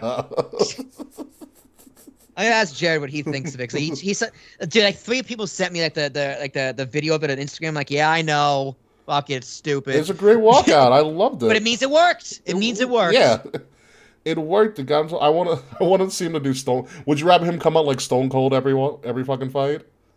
Fuck yeah, that'd be awesome. Ball cap, jean shorts. Fuck yeah. Just walk right past the doctor before the ring and just like He walk. can do white face. All right, Izzy can do white face. I give him permission.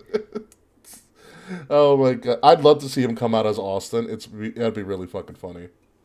Like, Actually, Ricky, remind me. I got an "Is it racist?" question for you in the post show. nice. Oh my God, Nice. I can't wait. For that one. Also, okay, I'm gonna put you in on some Marvel trivia on the post show as well.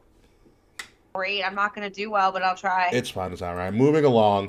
So SummerSlam, they have now started posting up Brock versus Roman, Last Man Standing, and apparently the final time ever. Apparently it's their 9th fight where they fought each other.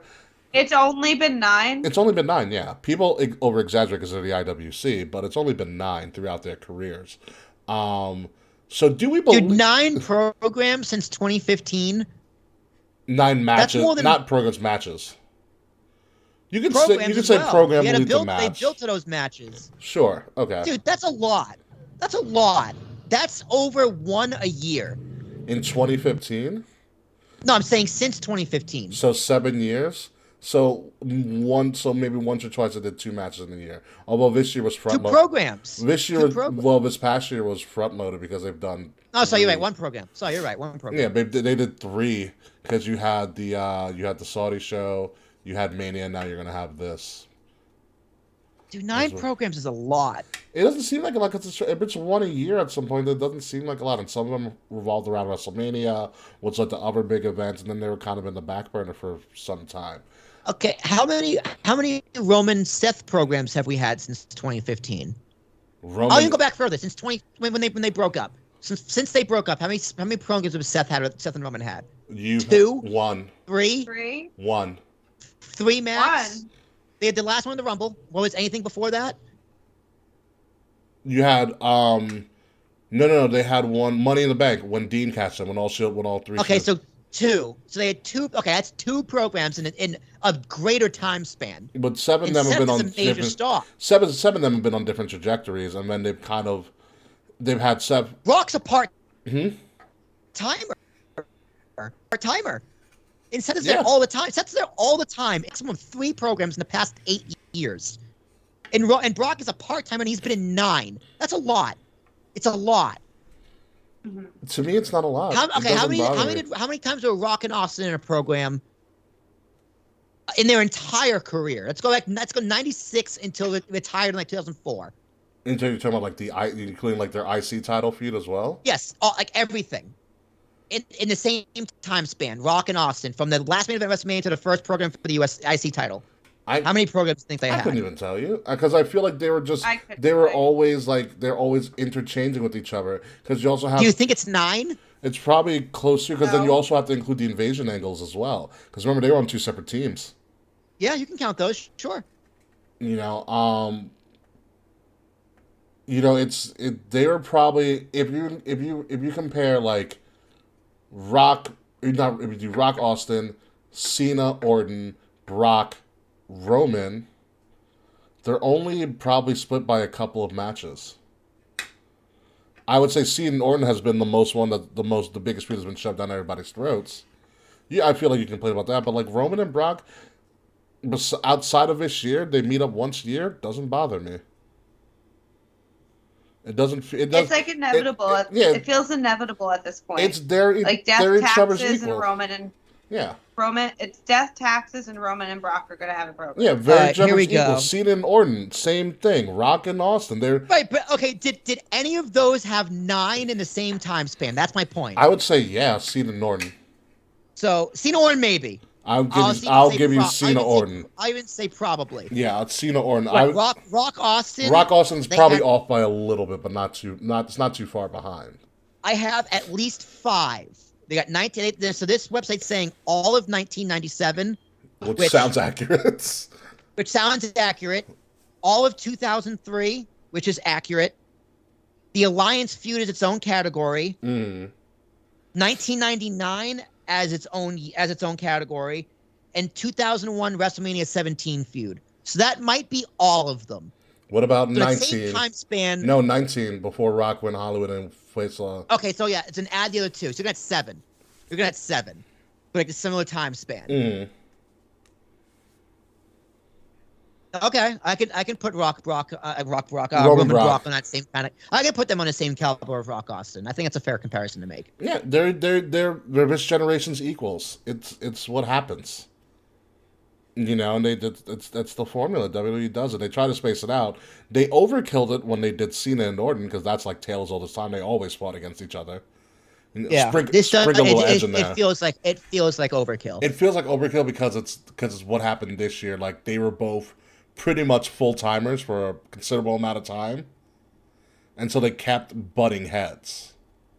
We're like usually if one of them butts heads, the other one disappears for like a considerable amount of time. Yeah, but this time they're like, nope, we're both working. That or they split them up. Yeah. And that's also what happened. They split them up and they became champions. And they're like, we're going to unify them.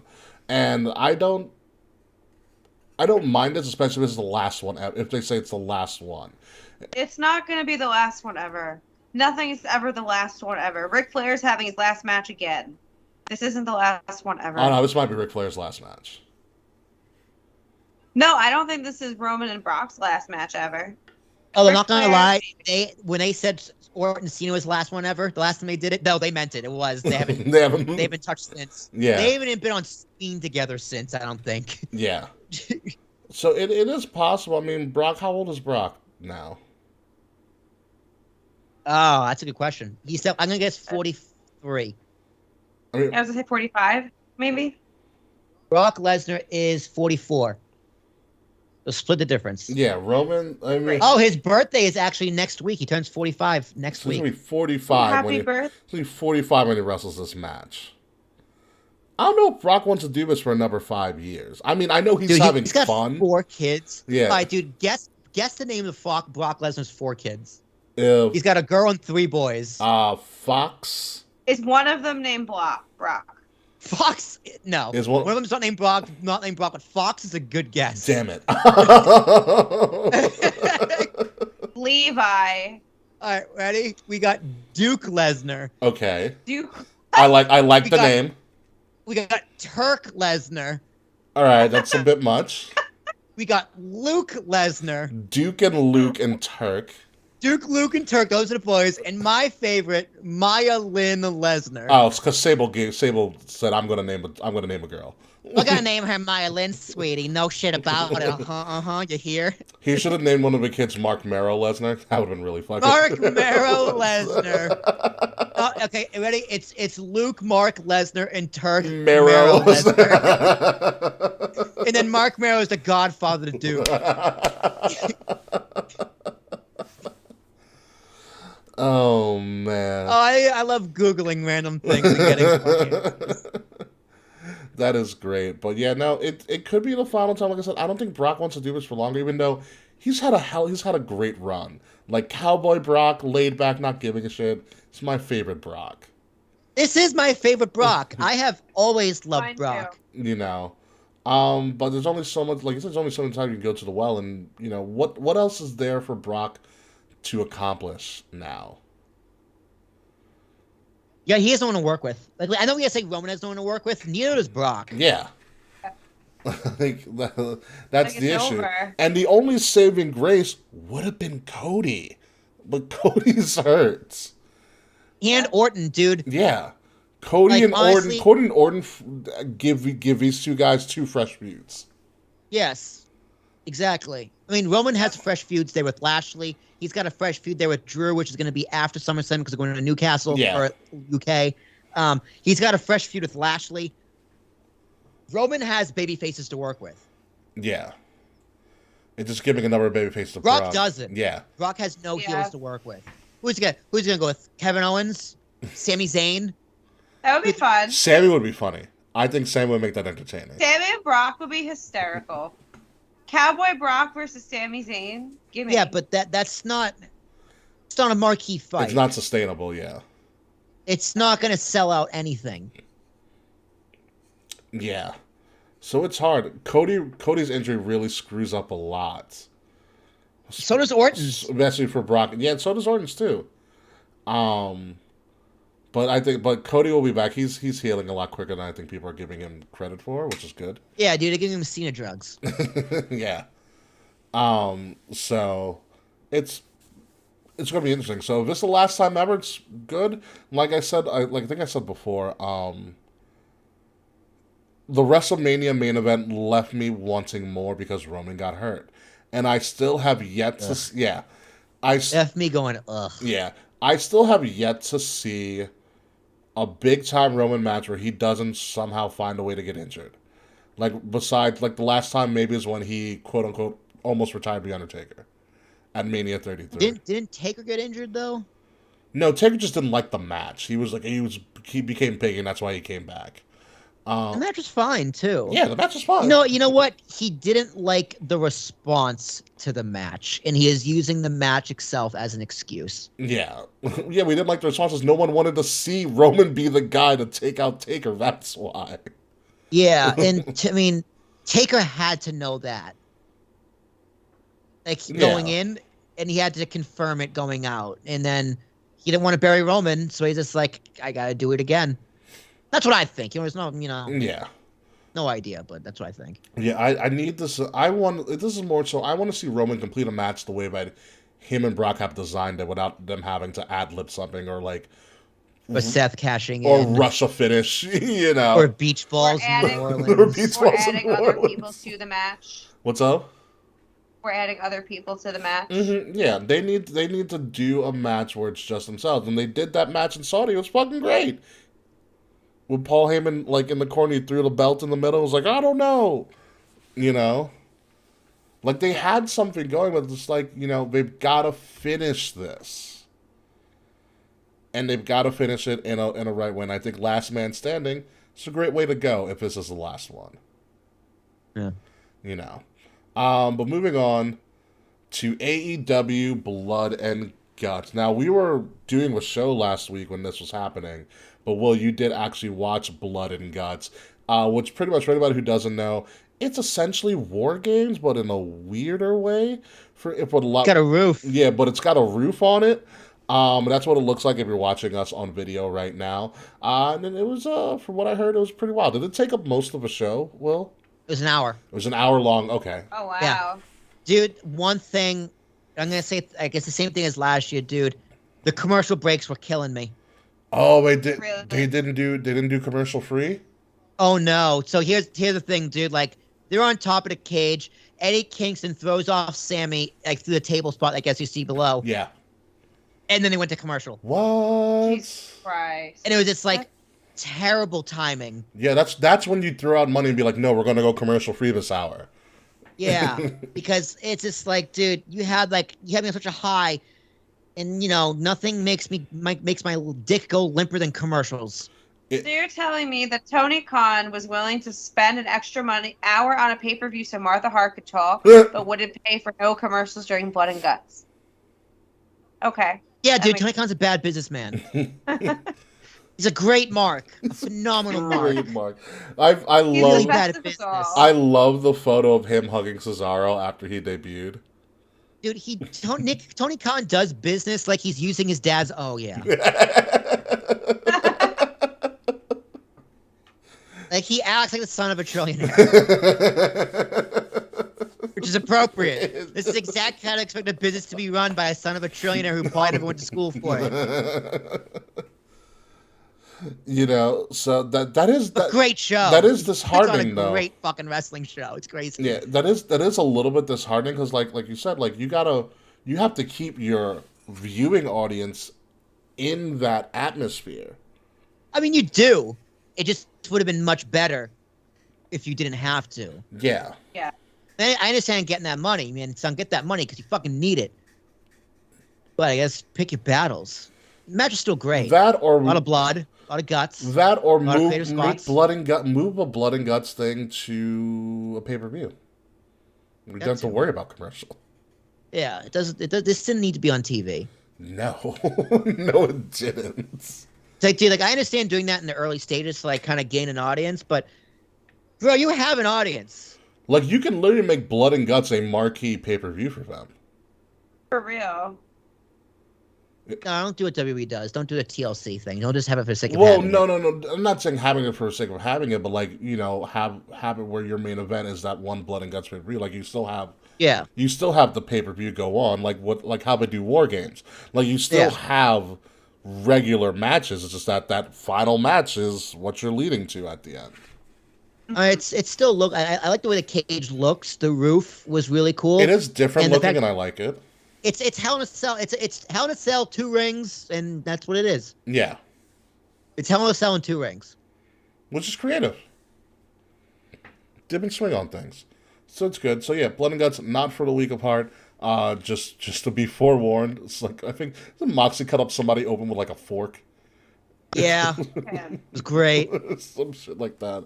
You know who did good in this match? Nick Gage. Yeah. Yeah. I want to see the people making fun of Shotzi praising the fork spot. Someone find it for me. They probably are. Fucking They idiots. probably are, yeah. They probably are. But yeah, Blood and Guts, great time. So also moving along to one thing that I wanted to highlight. What am I looking I at? couldn't have been the only one that saw the maximum male model spot. This is what I texted you about on Friday, Will. Oh, fuck, I didn't watch SmackDown. So what am I looking at? So you're looking at Max Dupree, obviously. He is the head of Maximum Male Models. To the left of the photo, if you're looking at it, the tall dark man in the back is a guy who was formerly known as Mace. He has been. I was gonna say, is that Mace? That is Mace. He has been renamed Mace. And to the right of the photo... Is that John Gargano? No, that's actually Mansoor. No, it's not. Yes, it is. What are they calling him now? Mansoor. You know what? I called Ezekiel stupid, and I fucking love it. Well... you know what, WWE? I'll give you the benefit of the doubt. On this one. Well, here's what they did. I've been wrong multiple times recently. Alright, so you have to watch the segment. Max Dupree, aka LA Knight, aka Eli Drake from Impact Times, does this beautifully. He does not crack a smile. He does not laugh. He presents this entire thing like it's a real fashion show. Essentially what they did is they had them come out like runway models on the stage, and he described what they were wearing, and with this calm, soothing voice, he nails the promo, and you just see these guys in these ridiculous outfits, the crowd's booing, and I'm laughing my ass off, because I'm like, this is so stupid it'll work in wrestling. Let me tell you how, and it's they are so serious about this. Well, can you do me something real quick? Man, you had my interest. Now you have my curiosity. Type in MaximumMaleModels.com. Are you sure? Yes, I'm sure. I'm sure. I'm not ribbing you. How do you spell it? Maximum, spell it? like the word, MaximumMaleModels.com. I'll do it with you. I'll also do it with you.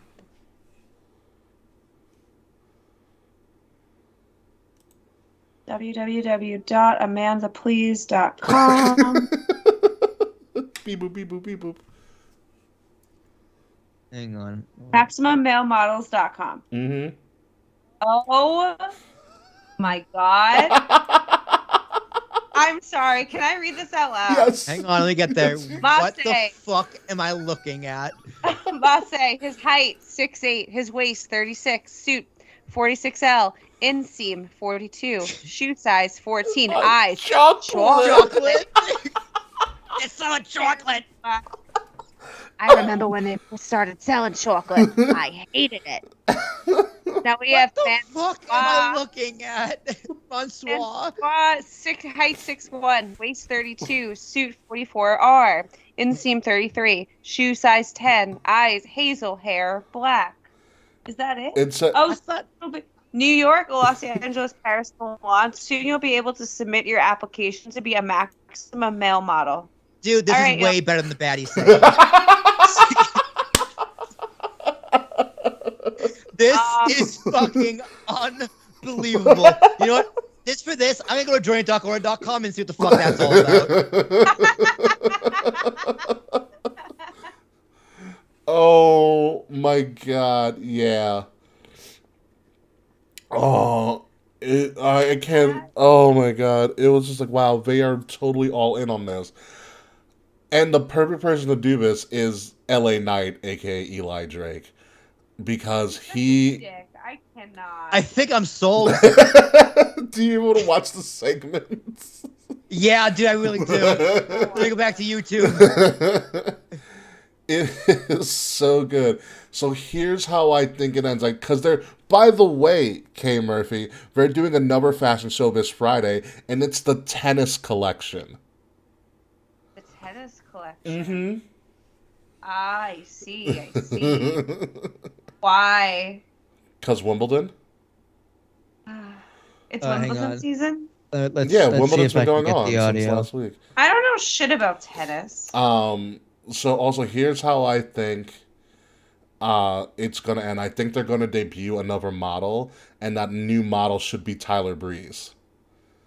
I need it. Because he is tailor made for this gimmick. If they don't bring back both of them, I will riot. Breeze and they are both tailor made. Breeze and Fandango are both made to become maximum male models. And become like a 5-man Dude, they even give him the MMM mic. Yes! Yes, he has his own mic. I love his glasses. I love the red. His hair is dashed. He looks great. Listen to his delivery. He is so calm and cool and collected. And Kay, I will tell you this: we'll have to send you the clip as well. So, Michael Cole literally was like, "I don't know what I just watched," and Pat McAfee just goes up. Pat McAfee broke Michael Cole on air. No, What'd he he say? didn't. Like, Pat McAfee just started going off that Michael Cole couldn't stop laughing. Like, Michael Cole lost all objectivity. And started bursting out. A little cleavage here. Pat McAfee. I bet they told him, dude, just be Velveteen Dream without, like, the pedophilia. Oh my goodness. Are you watching it This too, is- Kay? No, I'm this is- just responding. This is excellent. I will watch it at some point. We'll watch when we today. go off here on the post show or something. But oh my god, it's This is absolutely excellent. it's The poses, and he is a large man. yes, he is. He's huge. I don't know if he's wearing socks. Doesn't matter. Nice firm buttock. multiple bracelets on the right arm. I'm just being Max Dupree for him. Shut the fuck up, Discord. I'm watching something. I was just gonna say, like, whose Discord is going off? Oh my god. Marseille. The photographers. All of it. All of it. I am here. Dude, the accent over the E and the period. They overpronounce The made-up his name. signals over the O's and Mansour. Yeah. Yes. 1,000% yes. I see what you mean about Tyler Breeze now. Tyler Breeze and Fandango are tailor-made for this ridiculousness. Man, suave. But no, Kate, it's the delivery of Max Dupree. He's killing this promo. The fanny pack across the chest. Yeah. Oh my god, he looks great! He looks like if Andrew Zarian tried to dress like Johnny Gargano. And spent too much time in the tanning salon. Oh my god, the hips! I see why people, oh my god, I see why people watch this stuff. I get it. Oh my god. Oh, it's so good, Kay. I'm tearing up thinking about it. I was like, this is the freaking brilliant. That's why I had to automatically text you. Well, I was like, you'll get this if you watch this. It's You're giving right. Derek Zoolander. This is better than Zoolander. Zoolander sucks compared to this. It's got a point. I fucking hate Zoolander. I like the first. really? The first movie was I fantastic. really don't like Zoolander. It annoys me. The first movie It's is the tight shirt. Oh, Oh my god. dude, they nailed it. Fucking across the board. Absolutely nailed it. Yeah, and next week, I don't know if you see what they're talking. If you see Pat McAfee break Cole at the end. I don't think so. I got 30 seconds left and Dupree's still talking. Mesa's too hot right now. Mesa's too hot right now. It's Marseille. Now they're both coming out? What the fuck am I watching? It's the final. Yeah, at the end of a fashion show, all the models come out and do one last pose. Oh my god. T-Bar must be going, I can't believe I turned this down.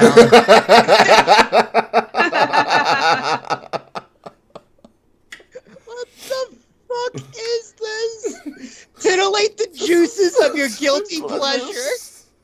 Oh my god. Oh my fucking Christ.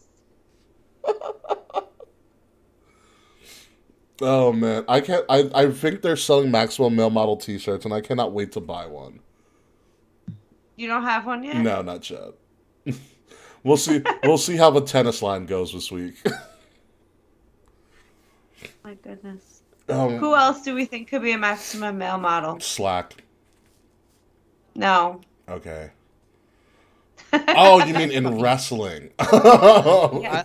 I love Pat McAfee, dude. He's the best. He's so amazing. Did you see he starts making Cole like lose objects, like he starts cracking up Cole at the end? I'll have to find. I'll have to watch SmackDown and find it. Yeah. Yeah. Who else would be a maximum male models? Anybody that they don't want to use. Be like, listen, suck it up and do this.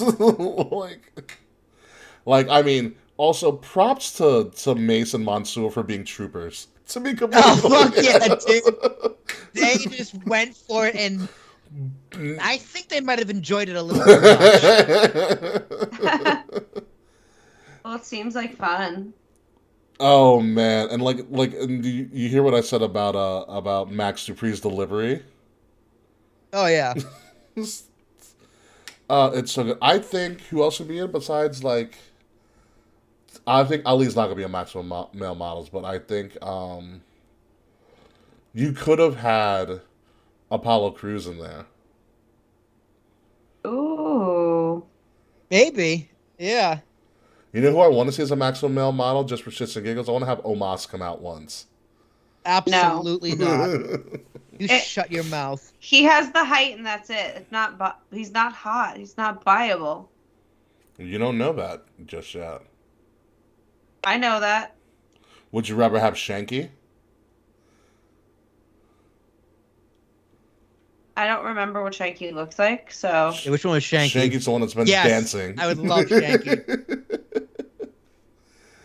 Shanky would be really funny. Like, my idea segment is that Shanky comes out, but he comes out at the wrong time, and he's not aware of what's going on, and so he starts dancing to kind of, like, just pass the time while he's on the runway. Oh. But anywho, let's move on to Maximum Amount, so I can talk about this ad nauseum, but we're going to have to wait till the tennis collection. Obviously, with our Future Shock coming up, and SummerSlam coming up. Can we... What's up? Sideberg. Next You're week, killing my segment here. when But we yes, talk about the fashion show, can we do, like, fashion police? Like, we could be like Joan Rivers. I gotta find them, but I do have my fashion police ticketing stuff, so we can talk about all the fashion violations that may have occurred. Great. Next week, Mhm. we're going to do that. So, all right, here we go. SummerSlam's coming up, and the only thing that we know for sure that's on the card is Brock and Roman. There have been hints, and it's somewhat official, that we are going to get a United States Championship rematch between Theory and Bobby Lashley. If you want to see Theory die again, which is perfectly fine. But how do you fill out the rest of the SummerSlam card? What other matches are you putting on this card, K. Murphy? Something with the Intercontinental Championship, because where is it? It's on Gunther. It's going to stay there for a while, too.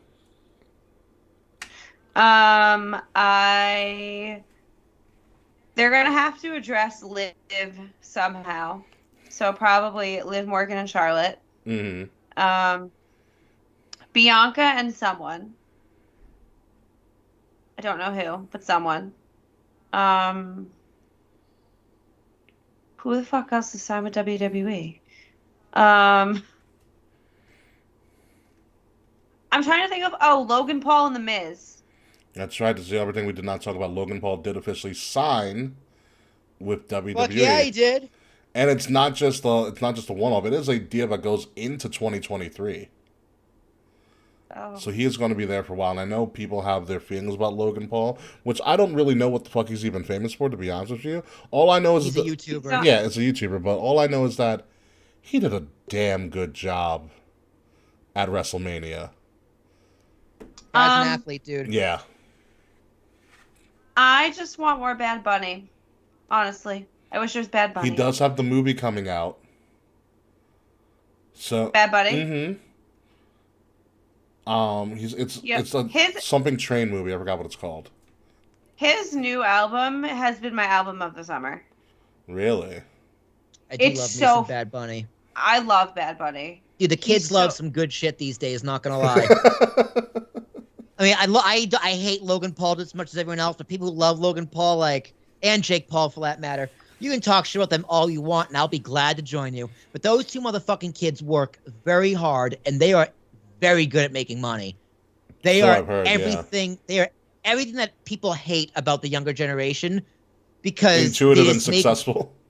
they just do it by themselves. It's like, we just don't need you. Yeah. And fuck you. They just hate how they're successful. Mm-hmm. That's what happens with a lot of people. And people hate it when Gen Z is like successful. Because they get successful in the dumbest ways possible. It's like Gen Z's are just a giant troll job. Good It's like, for how are them, you honestly. successful, and how can I do that? Yeah, right? It's just so fucking crazy. But good for them. Yeah, I'm excited to see what he does in WWE. He's gonna be fucking amazing. Yeah, he's going to be a great heel. Great heel, great athlete. And we already know he's been training, so that's all we want from I want to see Brock beat the fuck out of him. That would be funny as fuck. Okay, Because that's give the me thing. that. That's the thing, dude. People buy the Paul brothers boxing fights to see them get their ass whooped. And then it doesn't happen. Yeah. They will buy WWE if it's a guarantee he's gonna get his ass whooped. Yeah. I think that is the guarantee about it. So, Will, how are you filling out your SummerSlam card? Fuck me. Don't ask me this. I asked Kay. I gotta ask you. I don't even watch WWE, and I gave answers. Definitely Cena Theory. Even though Theory potentially is going to be with Lashley again. No, Cena. I think I have to go with Cena. At this point, put the rocket on him. He can lose to Cena. Mm-hmm. That's fine. For the title? Well, No. there is no title on the line. Yeah, Oh, that's right, he Theory's gonna go up against Cena. That's what I think. I think that's the move. I think it's a smart move, and I think it'd be a great program for both of them. Because you got to put Cena in a program that he wins, right? Yeah. So you can't bury anyone necessarily. Like you can't bury someone who's like over. Like if you're up against Drew McIntyre, why? You know, Cena can get over and put Austin Theory over at the same time. Yeah. I think it's just a smart move. It's a smart play right now. And a player who gets Money in the Bank briefcase always loses. I will say I do want that new Cena 20-year shirt. It looked really good. Yeah. Oh, I didn't look at it yet. It's really nice. Other than Good. that, Street Profits, Usos. I'll go in a tornado tag. Mm-hmm. Who has the belts? Who has the? Gunther's the IC champion. Bobby's the US champion. I don't think Gunther's on the card. He showed up on Raw this past week. You'll probably see Liv. I don't think you're gonna get Liv Ronda, to be honest. I think it's Liv Charlotte. I think it's Liv Charlotte as well. I feel like Liv Ronda is going to be a SmackDown rematch. Yes. Ooh, speaking of pomp and circumstance, Mr. Fretz is reporting that Tyson Fury wants to make another appearance. Oh, I saw that this morning, actually. They're gonna bring Cain Velasquez back. back. No, they're not, because he's like on trial for murder. Yeah. Yeah. Well, it's a crazy, dude. That whole story is crazy. Yeah. The Cain Velasquez story. It's like a crazy self-defense story. It's crazy. Like in It's Braz- crazy in- that in also Brazil. Oh, I don't. Tyson Wait, Fury what's would the fit story? in. Tyson Fury would fit in perfectly with WWE and their style of just being a showman and shit. But as Mr. Fretz is saying, Tyson Fury at Clash at the Castle is probably money. Who's he go up Yeah. against? Doesn't matter. It's Tyson Fury in the fucking UK. You saw what he did at Wembley Stadium. See, but- Can we Tyson Fury against Gunther? No. Dude, I would do Tyson Fury versus Logan Paul. Yeah. Dude, Yes. that's what I would do. They're both green as grass, but it should honestly be fucking interesting. I love it. Just make it a boxing match, just out of nowhere. Yeah, special guest referee Bart Gunn for the Brawl for All. For the Brawl for All. Oh my god. Omos versus Tyson Fury. You can't have Omos lose to Tyson Fury. Well, that'd be great. Yeah, you can, dude. Omos is gonna lose to everybody. Yeah. He's still a good big man. He's gonna pay off soon. I No, think. he's not. You stop it. He is. You stop being ridiculous right He now. does. He's good. He does everything that he's supposed to do as a All big right, you man. can sell me on Max Dupree. You're not gonna sell me on this. I don't like. I'm just saying, Omos is doing. He's doing everything that you would want him to do as a big man. He doesn't really sell. He does what he wants to do. I mean, he has everything. doesn't He has a win. mouthpiece. The only thing he He is doesn't do as one a of- big man is win. He is one of the most boring people I've ever watched on WWE in my whole life. It's why you give MVP with him, and it's funny if you actually listen to his Yeah, His but off-show interviews, like, he's on the MVP bump. He's can't actually a good wrestle speaker. for him, though. That's the thing. Yeah, but big man wrestling has always been boring. That's not true. And it's so true. He's like really, Andre the really... Giant's a boring wrestler. He was just really tall. Andre the Giant also wasn't that athletic. Exactly. But there's nothing about almost that like is notable. There's nothing about Big Show as noticeable besides the fact that he was really tall. Now, Big Show is a pretty decent wrestler, especially back in the day, and he's a massive personality. Mm-hmm. Well, but he had to learn to get that personality. He didn't have that to begin with. He got that in WWE when he was forced to get a personality. No, Well- he had it in WCW. Oh, no. He thought he was hot shit. Remember, he beat Hogan. No, For I the know. title I'm saying his first match. once he joined the NWO, then he got some personality and he adapted from there. Minimal, but it wasn't until like his Not personal- minimal. He did pretty It good. it was minimal. It wasn't until Buy the shirt. He- That's what he did. yeah, that's not a person. That's just saying buy the shirt. He had personality, dude. He was in Jingle All the Way. All right, he was making seamless movies. He Jingle was on the doing Way great. was when he was in WWE. No, Jingle All the Way was WCW, Are you sure? 1996. Guarantee it. 'Cause that was Jake Lloyd before he played Anakin. And He was, Venom he was a wee Mountain. he was 99. He was the wee little pup. Anyway, Be that as it may. Nothing wrong with Omos. He'll be fine. Yeah, he'll do great in Impact. No, they're not letting go of Omos. He, like I say, does everything that you would want a big man to do. So it's fine. Except, if you don't like except it, don't get over. He doesn't need to get over. He's a heel. He's a bad guy. He's not over. He's not supposed to be over. He is supposed to be over. No, he's not. Yeah, everyone's supposed to be over, Ricky. Getting over is the point. You can be over as a heel. Miz is over as a heel.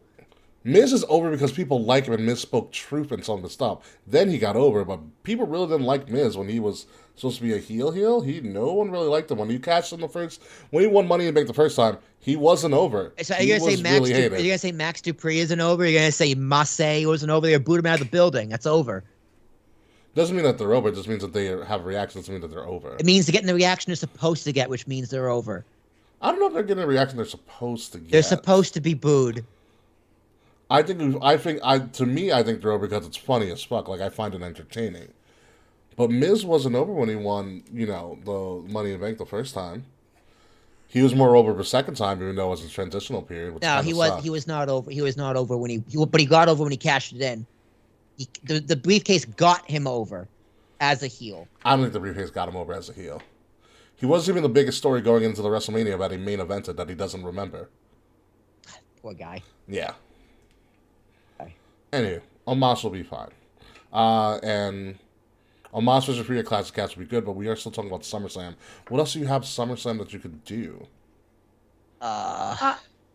Did they ever get Cardi B on WWE? Because no. we can get some Cardi. No, she got Prego last year. We do not need Cardi B on anything with words. Disagree. No. Dude, if she sings in Spanish, she's welcome anywhere. I've listened to Cardi B try to read a teleprompter. It's not pretty. I love Cardi B so much. I don't. Again, I hate that she's successful. I fucking hate it. It's like, I hate you're successful. How can I do that? Oh, good old Cardi. But yeah, she doesn't need to be by a teleprompter. Just have her do a performance, but I don't need her saying words. Cardi B can be the special guest referee. No. Or something. No. 1, 2. Oh, hell no. No.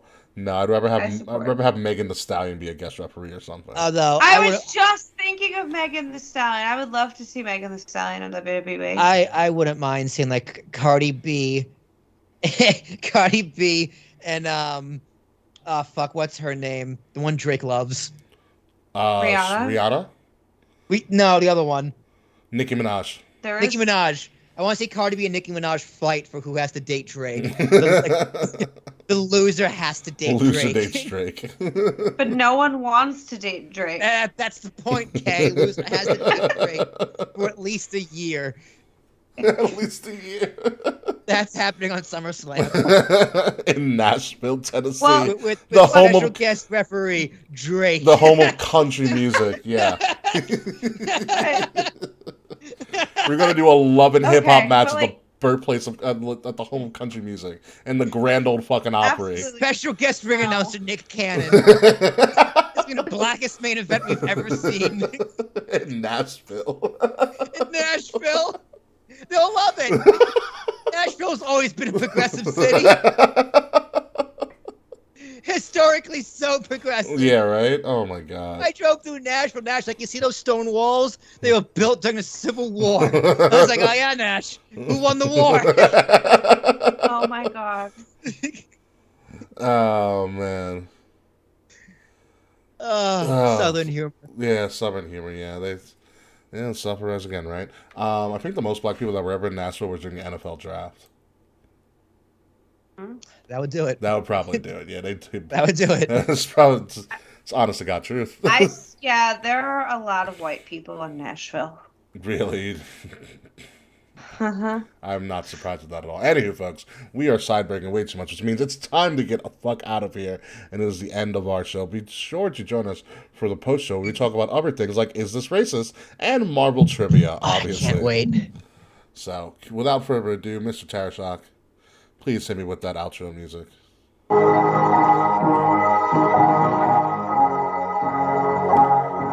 man.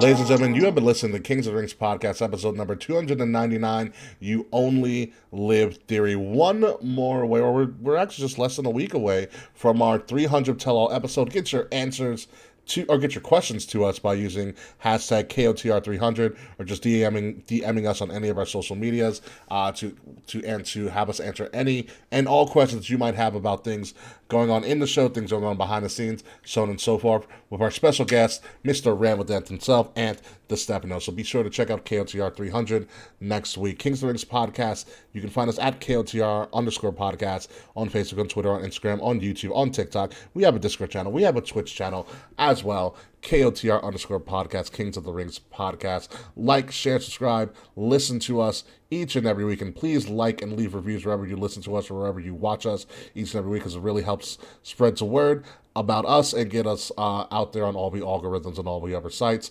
by listening to us each and every week wherever you listen to all of your podcasts, by subscribing to Wrestle Addict Radio, the cure for the common wrestling podcast, home to us, Kings of the Rings podcast, as well as the Brace for Impact podcast, the Fretzelmania podcast, and the Young Lions Perspective podcast. Wrestle Addict Radio can be found at Addict_Wrestle on Twitter and Wrestle Addict Radio everywhere else, including Instagram, Facebook, TikTok, Discord, so on and so forth, and Twitch coming soon, by the way. The links to all of our other stuff, including our Protect Trends Lights merchandise, including links to our specific merchandise as well, can be found in the description below. Don't forget, 300 is next week. The day after that, we're giving away tickets to Monday Night Raw with Pro Wrestling Trivia on Long Island at the Ugly Duckling in Rockville Center at 7:30 p.m. So it's going to be a fun-filled week next week. Will Tarashak, are you ready for next week? I am ready for next week. And you mentioned Mr. YLP. Speaking of Mr. YLP, he's going to be a guest on my podcast, Talking with Tarashak. That's going to be released in the coming weeks. We're going to have some unnamed nonsense,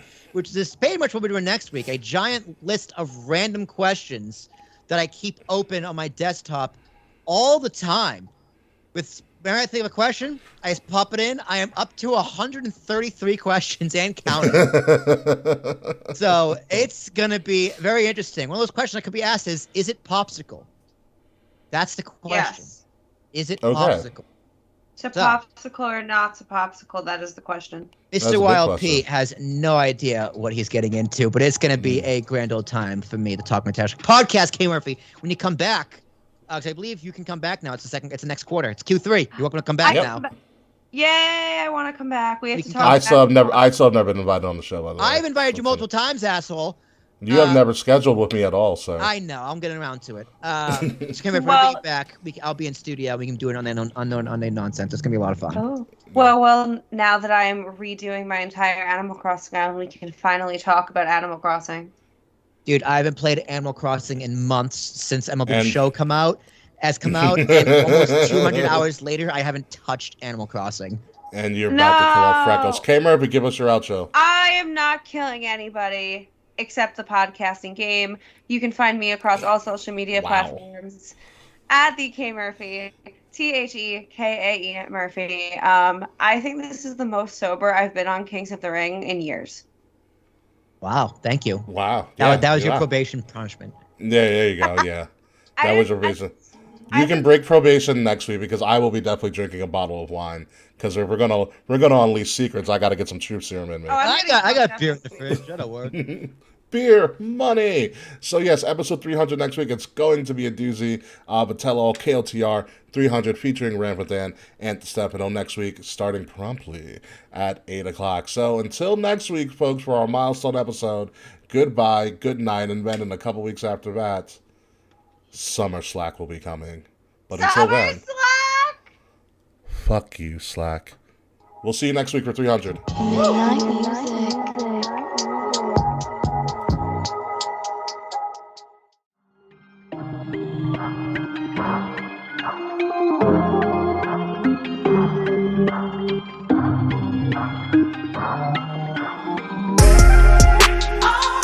Midnight music. Midnight music.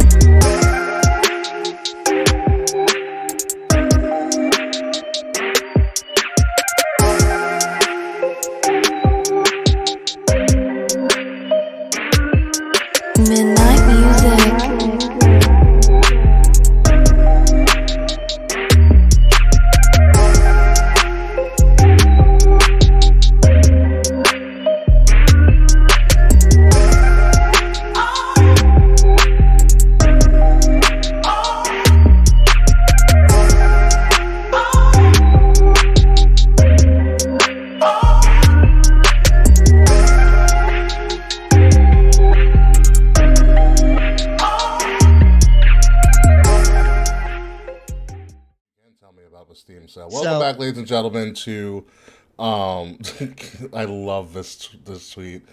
I don't care what y'all say, this is iconic. It is iconic. It's amazing.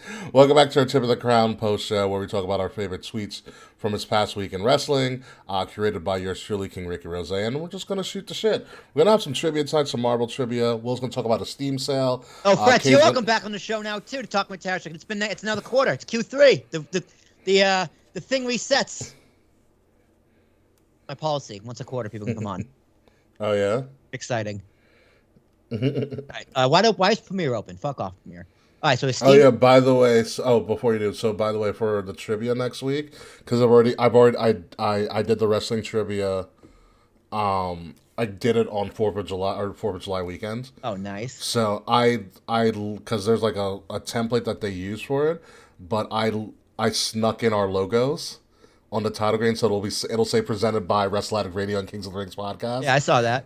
And I sent it to Tommy. Well, no, that's the flyer, but I did it on the actual quiz slide, because what we do is we project the slides on the TV screens in the bar. Oh, cool. So I snuck in our logos and I sent it to Tommy. He's like, "You okay with this? I don't want you to get in trouble for me going into business for myself." He's like, "No, I don't give a fuck. You're fine." Yeah. What do you mean? Well, why? I don't want you to be successful. Fuck you. I'm like, all right, I'm just letting you know. And I said to him, here, just take a look at it just to make sure you're okay with it. So yeah, I'll make sure to take a picture or something when we put it up on the big screen. That's cool. By the bar it'll say presented by Kings of the Rings and Wrestle Addict Radio. Oh no! Don't normalize the audio, fuckface. At first. So tell me about the Steam sale. The Steam sale. So I bought the Lego Star Wars: The Skywalker Saga. I feel like you told me this. I said once the Steam sale comes out, I'm going to play it, and it's fucking incredible. Oh my god, dude! It's like an open world, and there's 26 planets you can go back and forth from. Dude, you know how they like those meta kits and challenges and shit. Yeah. There's 1,200 of them in the entire game. Are you serious? Plus the 600 meta kits, plus the 300 characters. There's so much. I'm gonna put 300 hours into this fucking game. I got it for $40. I got it for $38. Wild. My God. I also bought It Takes Two, which is that's a two-player game. And it's great to play with a significant other. Let me tell you, it's a casual game that's a lot of fun to play. It's called Take Two. It Takes Two. Like the song. Yeah. So it's split screen, and if you bought it, your friend doesn't need to own the game so they can play it with you. They just need a piece. Nice. Both of you don't need a copy of the game. Only one of you do.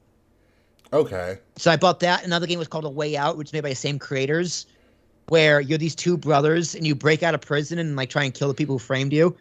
Oh, and so it's just ridiculous. It's Prison Break. But in the middle of you can play chess in prison. Or if you get to the hospital, it's a kid playing one of those crane games. You can stop and play the crane games, put quarters in and shit. So it's just a silly, ridiculous game. Yeah, it's super fun to play with two people, and the game's incredible. So very good purchases on my part. The Skywalker Saga is amazing, absolutely amazing. My God.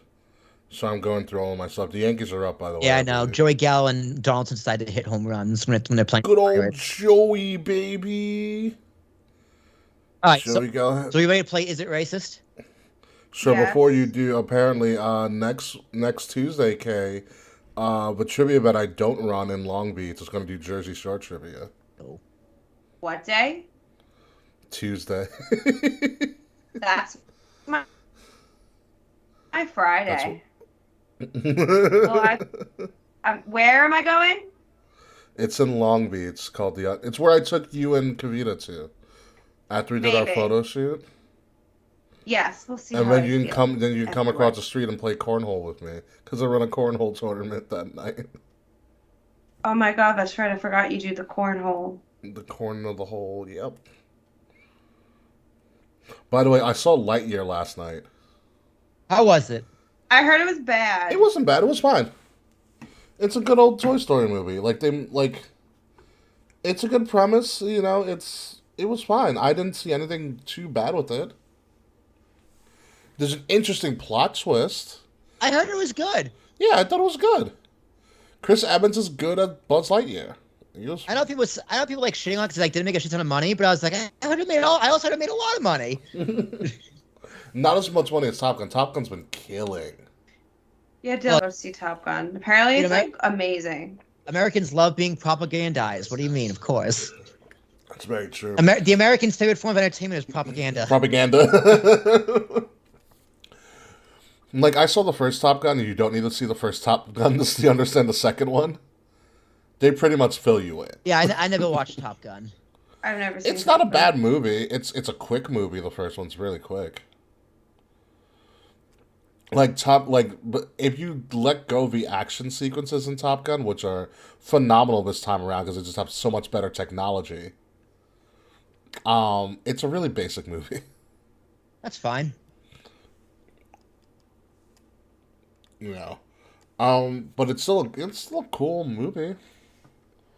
I thought it was good. It's not always my cup of tea, but it's a good summer movie. Put it that way. And they did the iconic Danger Zone stuff. Yeah. The iconic what? They have the iconic Danger Zone song to kick off both. I love Danger Zone. It's so good. It means so much more to me because I watch Archer. So I have my friend Topher who also loves Archer. Dan, we worked together at GameStop, Starbucks, and T-Mobile, and Okay. Jesus. he got hired at Starbucks, and then I got him hired at GameStop and T-Mobile with me. Nice. So, what's it called? So Danger Zone was just his song.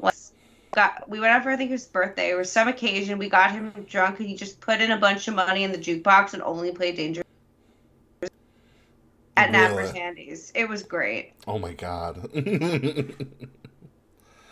Oh my god. So yeah, well, let's hear this. Is it racist? I'm ready. All right, it's a good one. So it was obviously you all know the Supreme Court decision, and people love to shit on Clarence. Which one? The worst one. Okay, gotcha. I'll say the first one. The first one. The first one. So a lot of people are throwing hate at Clarence Thomas. Yeah. Rightfully so. So Fuck Clarence Thomas. So it was a TikTok of a black kid making himself darker to mimic Clarence Thomas. And you're wondering if that's racist. Isn't that blackface? No, it's colorism. No, that's blackface. It's not blackface. Dude, okay, so blackface what is blackface is particularly a white person mimicking or putting on black makeup to mimic a black person. That's black. So this is a black person putting on black makeup to mimic a black person. It's a very extreme form of colorism, but it's not blackface. What is colorism? Okay, let me pause. What is the difference between colorism and racism? Okay, alright. The key difference in colorism is that, and it's a very, I don't see it in any other cultures, any other people of color cultures that I'm aware of, but I see it a lot in the black culture where it's like there are stereotypes that are made between the lighter skinned black people and the darker skinned black people. Like light skinned people are always so angry because they're not as dark as dark skinned black people. Yeah, this kid was light skinned clearly because Clarence Thomas is also really dark. Clarence is really dark. It's because of all the sins he's committed. Yeah, like his wife. Oh yeah, the one that helped lead the people into the Capitol. All right, dude. The one law that won't be overturned is interracial marriage. I'm good. Yeah, you saw how he left that one out, right? Yeah, thank God. Thank Thank God someone's in an interracial relationship. Oh yeah. Anyway, okay. So colorism is specific to black people, I know I'm not saying or is it that's more specific. prevalent in black people? I've Like, only it seen sounds to me like you just don't want to call black people racist. Black people can't be racist. What do you mean black people can't be racist? You can't, by definition, you can't be racist. Anyone can be racist. No, black people can't be racist. You can't be. That's the dumbest thing I've ever heard. You can't. How? How can you not be racist? God. All right, now we have to go into a history lesson. So you can't be racist like Chinese people. You can't be racist to Mexicans. You can't be racist to white people. You can be racist to anybody. You just can't. You're immune to racism. No, we're not immune to racism. You're immune to because being obviously racist. it happens because kids like they've hung us, they've taken us from our no, land. We're not immune to I'm racism. not, okay, you're immune to being racist. My apologies. That was a really choice word. That sounded way worse than it had to be. You're immune to being racist. I don't think anyone's immune to being racist. I think that's just silly. I don't think that's silly. I'm just trying to understand what Ricky means. Yeah, I am too. Mm-hmm. Let's see. So if you, how can I word this? When it comes to like a white person and a black, like I couldn't be like so. What I mean is that, and it's probably more specific because you brought out the examples about races. Like a black person couldn't be racist towards a white person. Based on the majority-minority, I'm arguing it really poorly, but it's basically pretty much like the minority can't be racist towards the majority. I think that's silly. Why can't the minority be racist towards the majority? But white people are the majority in America, but they're not the majority in the world. Yeah, but I'm just talking about in America. I'm not talking about a world issue. Obviously, white people are the minority in the world, which is a shame. So wait, so very surprising how they got that. Can black people be racist to Europeans then?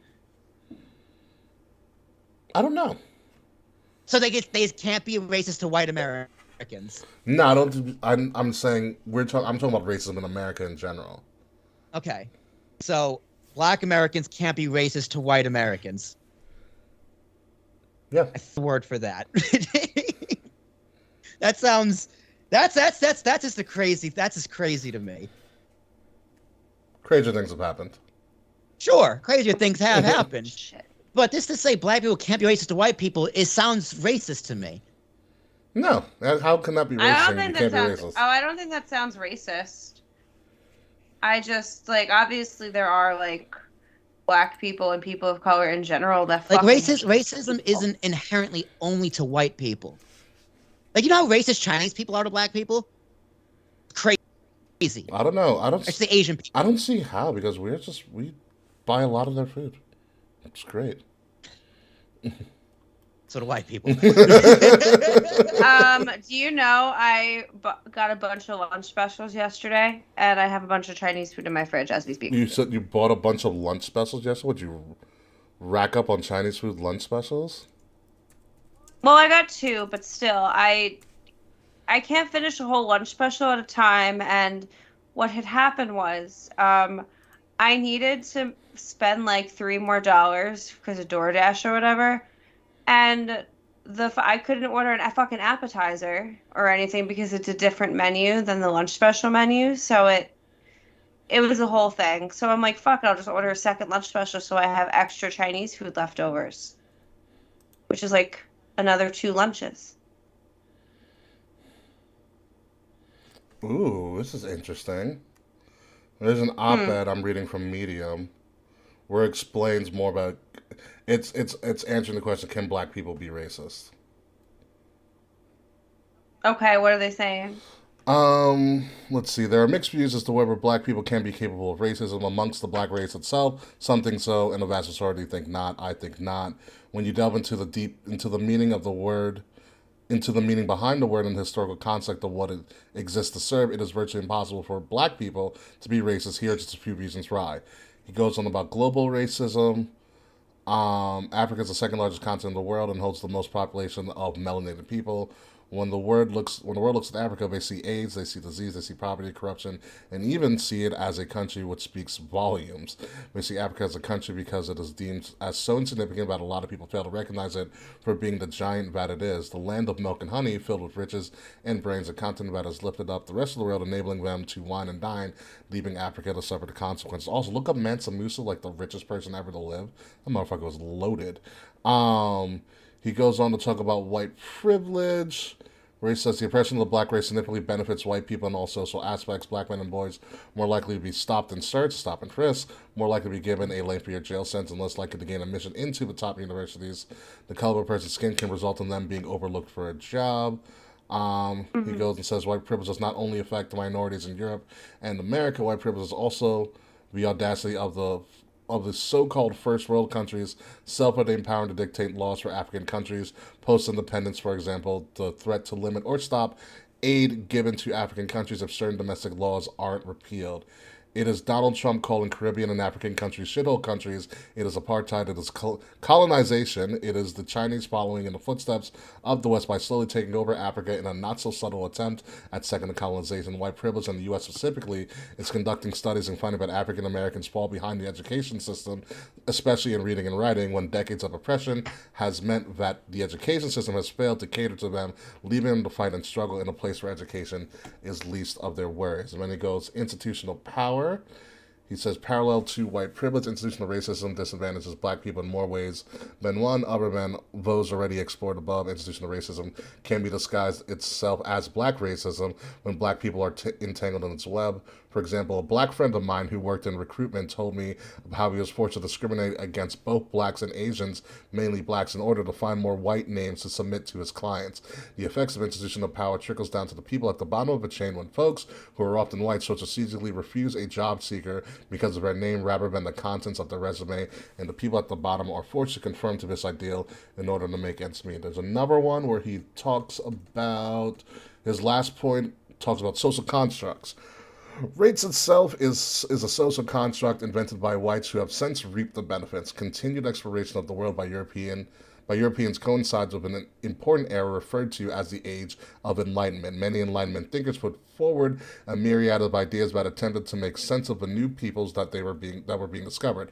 The 18th and 19th century saw a particularly intense fascination with human origins, accompanied often by abysmal efforts to classify the peoples of the world. Scientists claimed that the human species could and should be stratified into discrete groups based mainly on their distinct physical characteristics. It was from this point that the modern language and idea of race started to become popularized. Black people cannot reap from a construct they did not sow, a construct designed to make them appear as lesser. How do we know this? The meaning of black is of the very darkest color, owing to the absence of or complete absorption of light, the opposite of white. And then it says black also has been attributed to the use of the term the N-word or Negro, offensive. The word has been used as a strongly negative term of contempt for a black person since at least the 18th century by white people. So those are his points. Okay. Wow. So what I got from that is, I'm a victim. I cannot be a perpetrator. How'd you get victim? Which everything he said in there is 1,000% true, right? You are a victim of racism. That does not mean you cannot yourself be racist. That has nothing to do with you yourself as a black person, not you, Ricky. It's metaphorical you. Mm-hmm.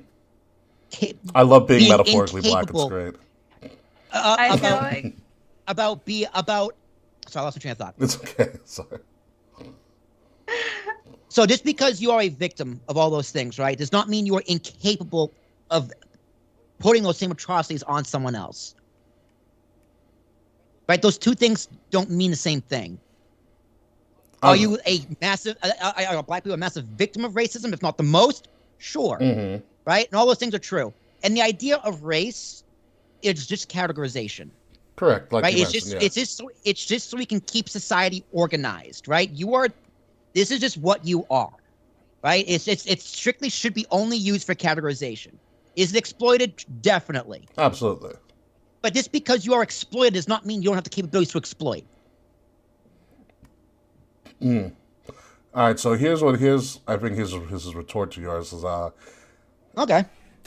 Because I just, like I said, I summarized some of his key points, but he says, And nothing he said is wrong either. so here's what I think this person would retort to you. He said, I mentioned above that it is virtually impossible for black people to be racist. This is because taking the dictionary definition of racism, it only serves half true for blacks. Black people can very well be prejudiced, discriminatory, antagonistic, and judgmental, all of which are wrong, but they cannot be described as racist because the second element of a definition is missing. There is no way the oppressed can feel Power. Yep, there's no power. way the oppressed can feel a sense of overarching superiority or action, any feelings of superiority to the extent that they feel that they have the right to dominate others when they have no privilege or institutional power to be able to do so. The reasoning being the hostility that black people give are completely different to that of other races and cannot be compared. I understand why he thinks that, and I understand why a lot of people think that. I'm not going to say you're wrong for thinking that, but the power dynamic really bothers me. The power dynamic is a definition. key form of racism, but that's a definition. But it means no matter what, you're always going to be a victim. Society was designed so black people can succeed. Right. Modern Or it can society. be difficult for black people to succeed. Sure. But if you can't move forward with saying, okay, if I murder someone, right? Sure. And like I leave a note saying it was for racial reasons, that's obviously racist. But if you murder someone and you leave a note saying it's for racial reasons and you're not considered racist, right? And you're like, okay, black people can be all of these different things, prejudice, colors, whatever word you want to use, which really are just different words for another version of racism. Colorism is You just don't different, want to though, use but the word. continue. He just doesn't want to use the word racism. Well, based on the dictionary definition, the second part of it, that for that, gaining of superiority, there's nothing that gains black people based on the way that the culture and the culture and society is made. There's no way of them feeling superior because they're always in the minority. So based on your definition of racism, black people will never be superior to white people. Unless the culture changes, sure. Okay. You said it, not me. It's not saying that black people will never be superior, but based on the definition of racism, they can, because right now, it's still a white-dominated culture. Yeah. Like, I feel like There's a difference awkward, between like, saying like the culture is dominated by white people than saying black people will never be superior to white people. I mean, have you seen the NBA? Have you watched the dunk contest? Yeah, they got sports pretty down. Have you seen the NFL? I mean, shit. and music. Well, yeah, ask Elvis about that one. Yes. I mean, but if you can't have like, the goal is equality, right? Yes. The goal is equality. Always has been. So but if you cannot be racist, you cannot have equality. So your goal can never be reached. If you cannot be racist, you cannot have equality. So you're saying racists can be equals? Yeah, if I do something racist and you do the same thing, that's still racist. Now, can you say what I did is worse? Is there degrees of racism? Sure, of course. Like there's degree to like murder, right? First degree, second degree, third degree. Why can't everyone just not be racist? Because we're human beings. Human beings feel are racist people. We're assholes. I feel like the discussion should not be why can't black people be racist, but white people can be, but why not everyone not be fucking racist? Because if you want to reach that goal, you have to understand that everybody has the capabilities to be racist. I think that's where you're wrong. Racism is based on the power dynamic, like the guy said. So you have to be able. I don't buy that. I don't buy that. And I understand that's a common thought. I don't buy it. But that's how the system works. Somebody has to remain in power. Someone always benefits from denying somebody a service. Of course. But with that mentality, you'll never get the change you really want. Well, it's not about changing the mentality. It's changing the system. The systems that are in America are designed exactly the way that they're supposed to. It's a racist system. It's designed to keep white people in power in almost every aspect of society. You have to start changing the system. You understand, though, that if a white person does something, and if a black person and gets called racist, and whatever happens to him, and if a black person does that exact same thing, the only thing that was switched was a black person to a white person, and it's not racist. You understand how people go, that's fucked up. Like, you get that. I get how some people can think that way, yes. Okay. Okay. That's fair enough. Yeah, I can understand somebody's point. I don't mean don't mean I agree with their point, but I can understand how they can think that way. Yeah, sure. It's like Okay, it's like so the whole I it's like can- the whole what is it? When people argue like affirmative action. I love arguing affirmative action. You know, about how in affirmative action it's very much like the Emancipation Proclamation. It's a lot of smoke and mirrors. Mhm. Or like the Rooney Rule in the NFL, a lot of smoke and mirrors.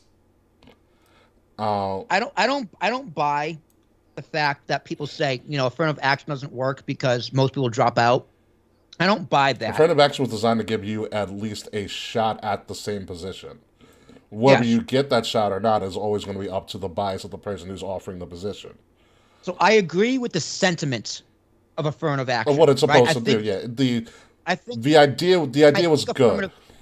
Yeah, I think affirmative action is a good idea on paper. It's- It's a good sentiment. It's even the right thing to do. It's hard to execute. However, I think it's inherently racist.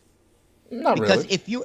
if you were gonna choose You're someone, asking asking an employer or somebody to not be discriminatory against any applicant. no, you are though. You are because you are Was saying, Title IX hey, sexist?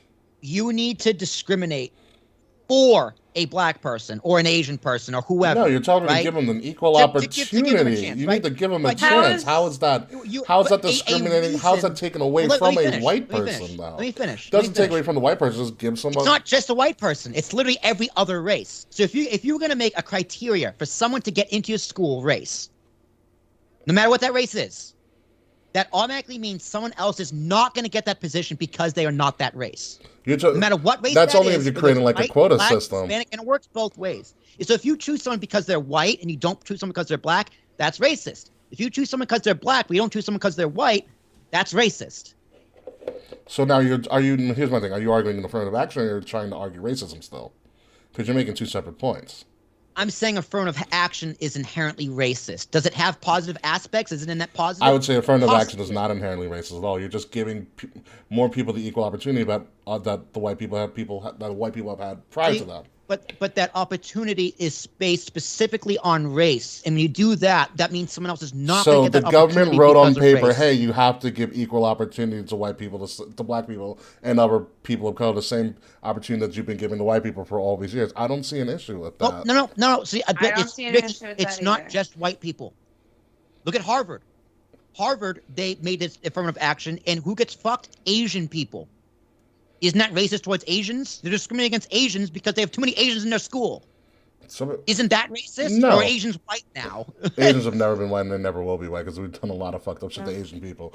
No. Exactly. Okay, so it's But racist towards Asians, so it's only it's not not racist to racist white at all. people? So That's you're what telling tell me people, so here. you're telling institutions and organizations, hey, there are other pools of candidates that might be able to get into your university, might be able to fit into your job, and we want you to look into those pools of candidates just a little bit more. And maybe they found some diamonds in the rough, and they were like, hey, this person's good, we're going to bring this person in and give them opportunity. There's nothing wrong with that if it takes away from people, but there's still always going to be a limited amount of people that are going to get into Harvard, a limited amount of people that are going to get a specific job. Because if one person doesn't get the job, then 1,000 other people probably didn't get the job as well. It's always going to be up to the discretion. Hey man, you can say racism benefits you. It happens to happen to white people for centuries. Racism has never benefited me, so you can say it's a net positive. You can support affirmative action, but it's racist. it's not racist. To tell people that you need to give people equal opportunity, I will never say that's racist. If race is a criteria for you to get into a school, a job, or whatever, Race is not. Okay. What? If two people are applying for a job, somebody with a historically white sounding name versus someone with a more, like, not to say the word ethnic, Yeah, but you say ethnic. somebody that could be perceived. I don't know if I don't want Ethnic is fine. I don't want to say. Okay, thank you you. gotta call him something, So- K. Murphy. Yes, but I'm always very afraid as a white person. Like, I don't ever intend to speak for No, you people of color. You shouldn't be and, like, afraid to speak your mind, Kay. Especially around isn't- us. No, it's not me being afraid to speak my mind. It's a matter of I don't have the right to say if a black person tells me that something's racist, I feel that I don't have the right to argue with them because I have white privilege. And I'm very, very aware of that. Because as somebody that intersects in the queer community and the trans community, like, I can at least use having white privilege and cis-passing privilege for good. Anyway, not the point of what I was trying to say. If somebody with a really white-ass sounding name versus somebody with a more ethnic sounding name apply for the same job, more often than not, the white person is going to get the call for the job. Yes, correct. That's racist. And yes, that is racist. And affirmative action is trying to eliminate that. No, but what affirmative action does is just reverse it. Oh, this guy has a black sounding name. We need a black person in this company. He's So hired. you're saying there's reverse racism, and by definition, reverse racism doesn't exist. No, if it's I'm saying if the same situation happens in the reverse, how is it not the same thing? Like, you understand, it's the same thing. It's not the same thing. It's the thing. exact same thing. It's not the same thing at all. If we say, hey, you need to look at all applicants equally. In the press, honestly, dude, I hate that they ask me my race if I apply for jobs. It shouldn't be on there at all. That's a lot. It's completely irrelevant information. That's a lot of just demographic information that someone wants to look for and stuff. It's a lot of just data gathering. Yeah, it's data gathering, but you don't have to. It's PR. It's PR and data. I understand why they do it. But you always have the option of not picking what your race is. Yeah, you cannot disclose it. Yeah, you don't have to disclose it. It's optional. You totally don't have to disclose it. Yeah, it's optional. I always do because I'm white, obviously. But you don't have to. Yeah. Correct. You don't have to. They give you the option, but honestly, I don't think they should be there at all because I don't understand why it's relevant to the position. And if you want to have a society that's not racist, you got to take race out of the picture of most things. The only way it's relevant, you have to show proof that there's no bias in hand, and until that we get to a point which we're hundreds of years away, if ever. But there's no bias in hand. Those things are going to be there because you need to back it up with some sort of statistical evidence that you're like. Again, your goal is equality. Yes. Right. That is your goal. Yes. So equal opportunity. Your goal should be to bring the ethnic people up. Right. Yes. Which is in theory what affirmative action does. Yes. And you can even argue it does it successfully. But what it also does is have the people up here get pushed down. How does it push it down if you're bringing other people up? Because they're not on different elevators. Other people does not bring other people down. Yeah. You can't. You're not bringing white people down because you're lifting up other black people. Because you are using someone's race as a reason not to give them something. Why? Because we hired this black person, so we can't hire the white person? Or the Asian person. Ricky, it doesn't happen. This doesn't just happen to white people. It's like you're talking about instances where people are going for the same position. Just remember, say it. White people cannot be victims of racism. Just say it. Just say it's what you believe, and I'll say you're wrong, but just say that. Just say what you mean. No, I'm saying is that you're wrong inherently about equal opportunity employment. Like, you're looking at situations where people are going for one job and one job is only available, and if affirmative action is saying, hey, we need to have an equal number of candidates from different races that show that we're giving we're giving the same opportunity to the same amount of people, I see no issue with that. No matter what, only one person is going to get that job, and should it be the best candidate? Absolutely, after reviewing all the potential candidates in the pool. And so you're only going to take applicants from like 4 white people, 4 black people, 4 Asian people, 4 Jamaican people, 4 Mexican people. This is also the reason why they have the race question on a lot of the applications, so they can see where their applicants are coming from and if they need to make any changes. Yeah, and I think that whole system in of itself is racist. No, it's a check and balance. Check and balance. Ooh. I like that term. It's a check and balance. I'd explain. Meaning, so for instance, let's say a company says on maybe if they're doing like a report to like stockholders or shareholders or whatever, as a hypothetical, they want to say like, oh, we're interviewing the same number of white people as we are black people. Some smart ass would be like, show me the proof. And it's yeah, that would be me. And it's that they can't pull that out of their ass. And like my school, when I went to undergrad, Towson, who does really a lot of data, was like, at the time that I was there, was like they were one of the only one of only maybe 10 schools in the nation that had a graduation rate that was equal amongst all races, which was fucking wild.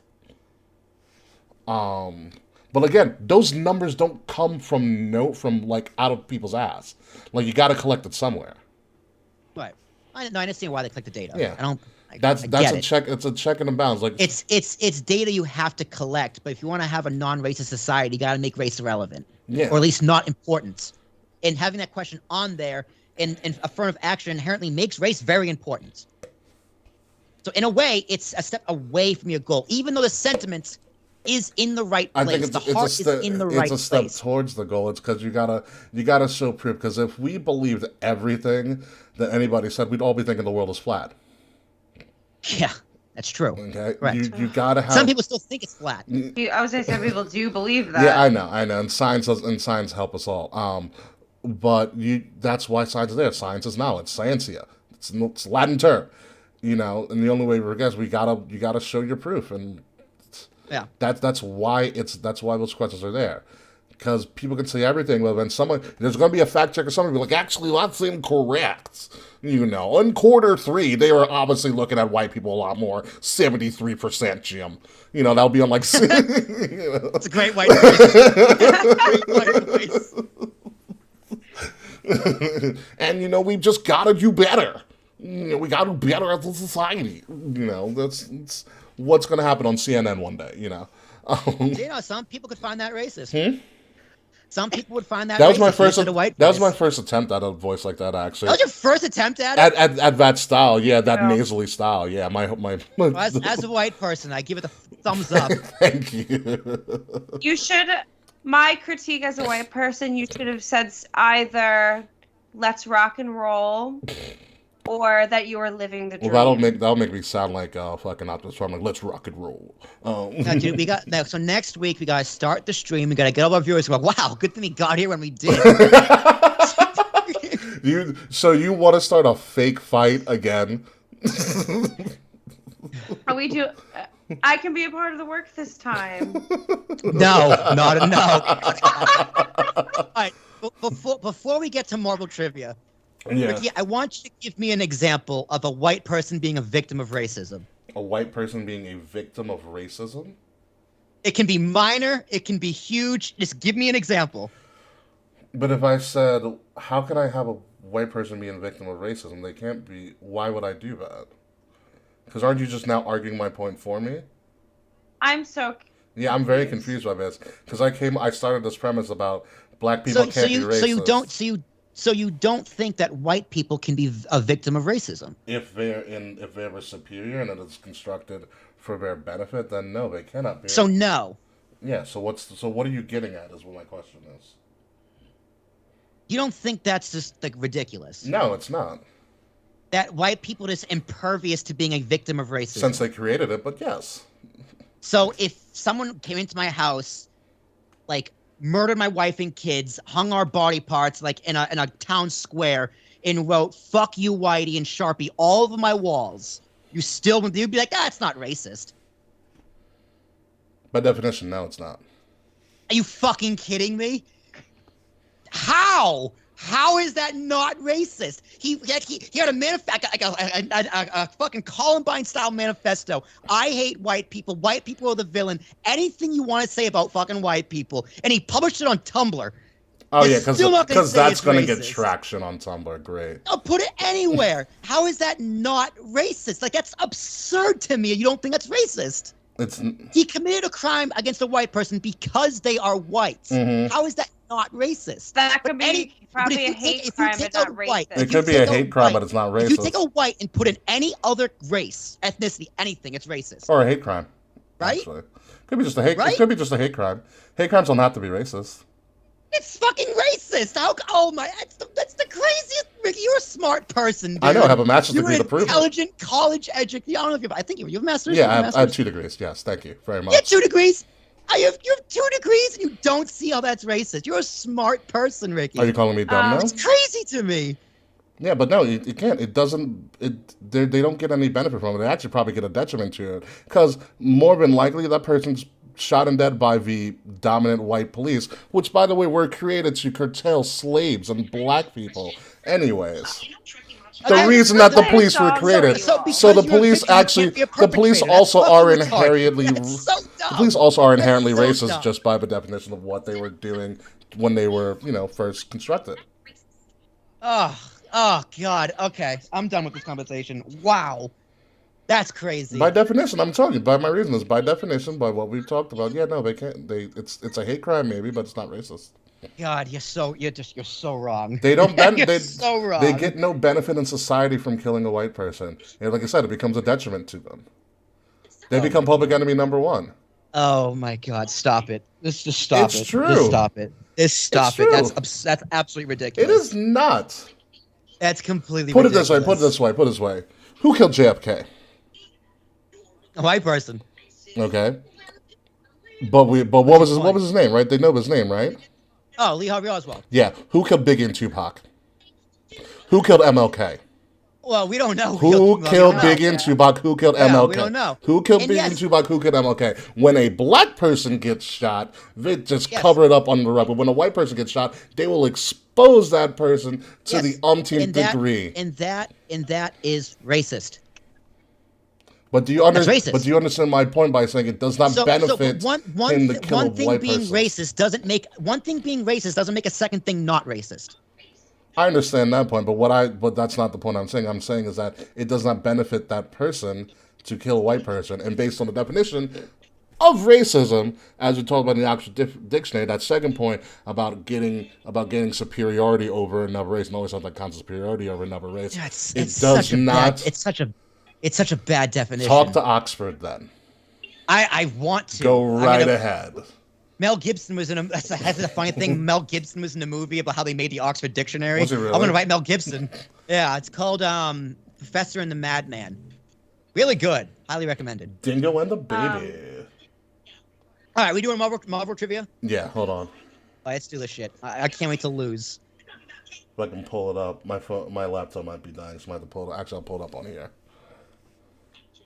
So, Otani has 10 more Ks. Again? Yeah. Yo, he's on a fucking tear.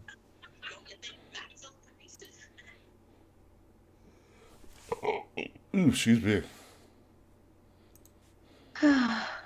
Kay, how you holding up? I'm okay. I have been tirelessly working on emptying my Animal Crossing house. Oh yeah, you mean your killing of I am not killing anyone. Ricky, the term is what was the joke? The term is late term abortion. Oh yeah, Titus says on one of his things. It's not murder; it's a late term abortion. Not. And he talks about like if he's killing like his children or whatever. But continue. Yes, Kay. Not to make it dark, but as someone that has had a late term abortion, I have more authority to speak on this than you. So never mind. We learned something new today.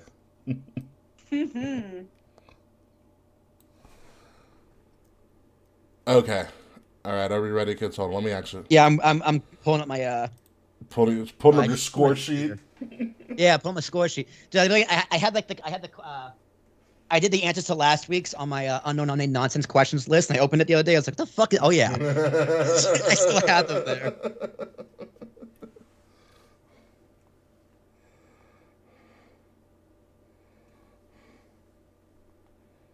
All right. Kay, are you ready? You got 25 questions? Yes. 25 and a bonus question. 1 point per question. So we're going to do 5 at a time, essentially.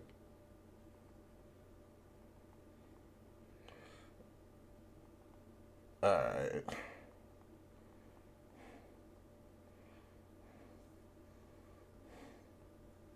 All right. Are we ready? Kay, are you ready? Yes. All right. Here we go. Question 1. What film in the MCU was the first to earn $1 billion at the box office? $1 billion. $1 billion at the box office. Ooh. $1 That's billion. I don't know. There's been a couple of them. I know. One. Are you ready? Okay. That's a safe guess. I'm ready. All right. Okay, Murphy, you ready? Yeah. Okay. Question 2. Which film in the MCU was the first film where Nick Fury did not appear? Ooh. Are we including post credits? Yes. Fuck.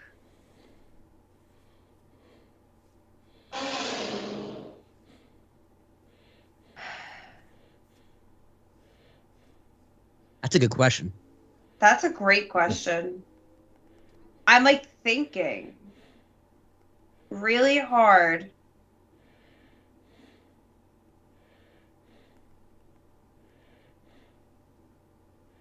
The Avengers. You mean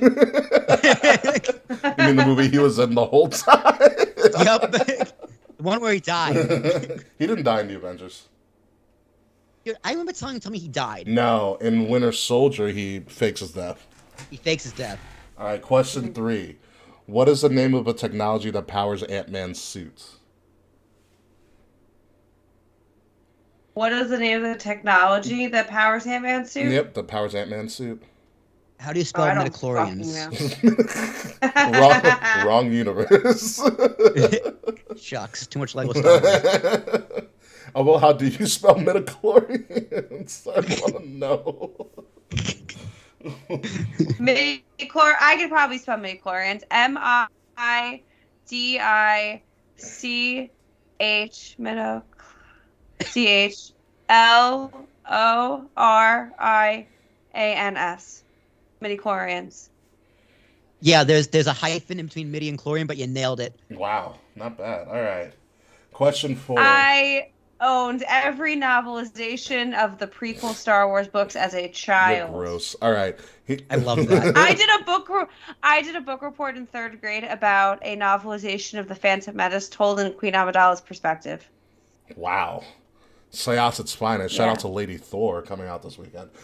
Question 4 is very specific. Will, you'll probably get this on the first time I ask this question.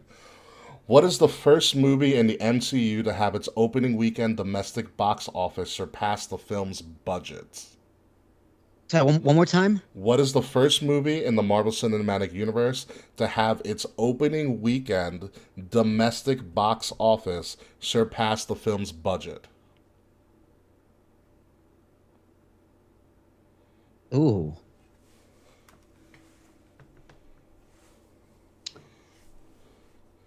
In other words, it made more money in the opening weekend in the U.S. Opening weekend in the U.S. than it took to make the movie, which is, by the way, unbelievable. If you've seen the budget of some of these films.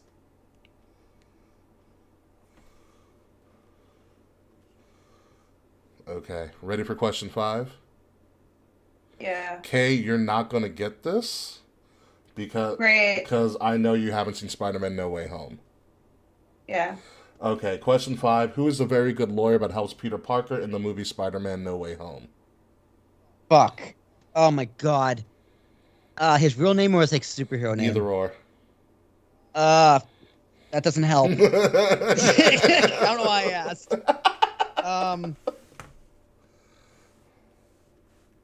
That's a guess. Are you ready, Kay?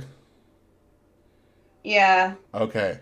The answer to question 1, the first film in the MCU to go over $1 billion was The Avengers. Yes, what a guess. I wrote Endgame. No, Endgame is the highest grossing movie of all time.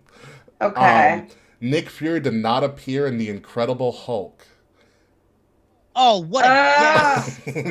I'm 2 for 2, baby. I am 0 for 2. I put Civil War.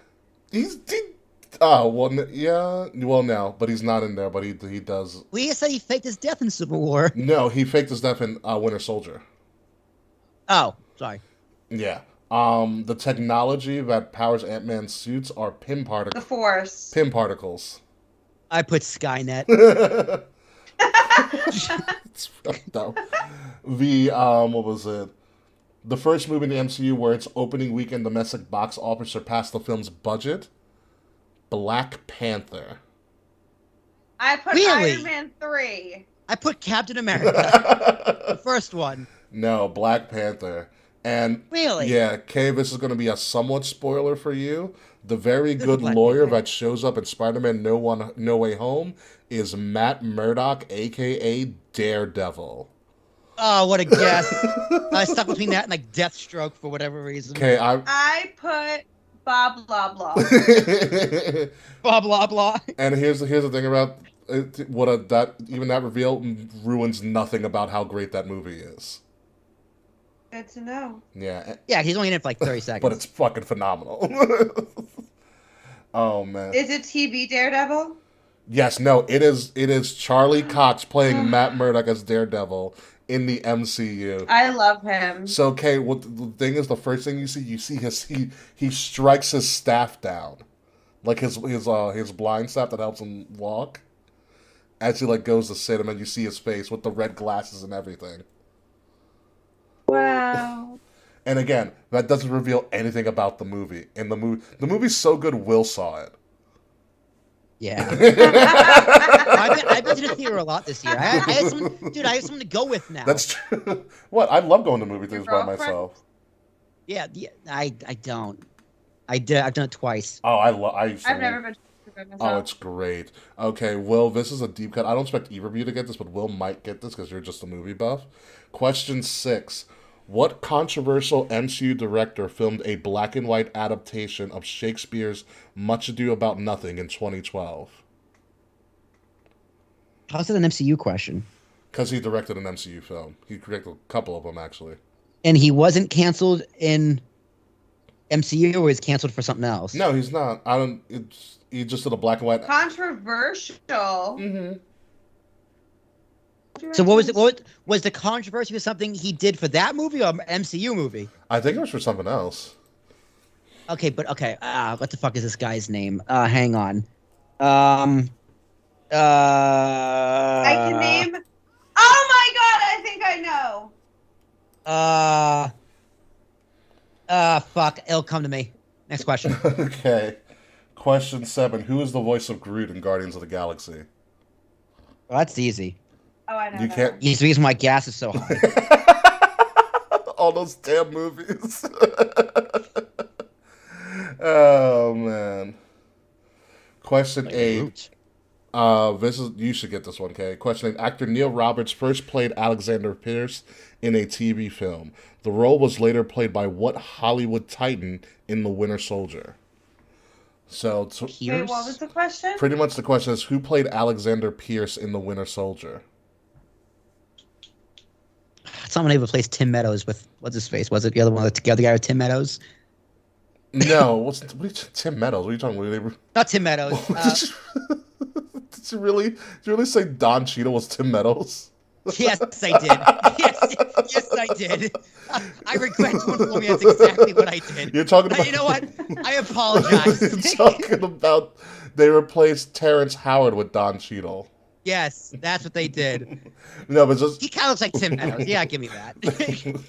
if you give him an afro, maybe. All right, I see what you mean. I like Terrence Howard too. Yeah. Are we ready to move on to question number 9?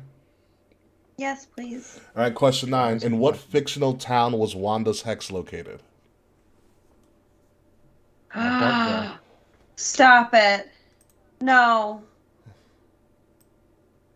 I know this question.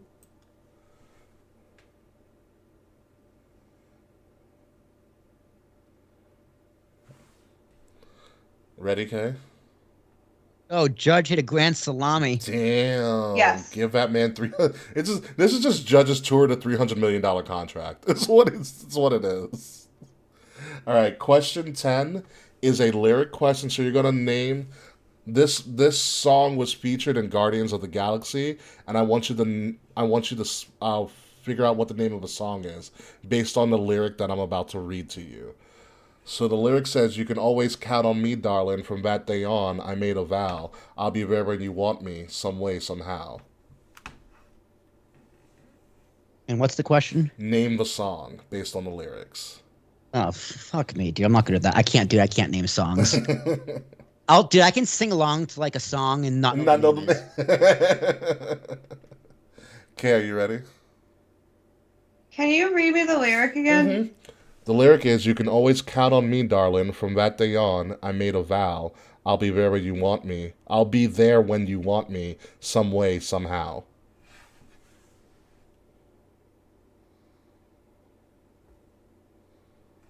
Who sings it?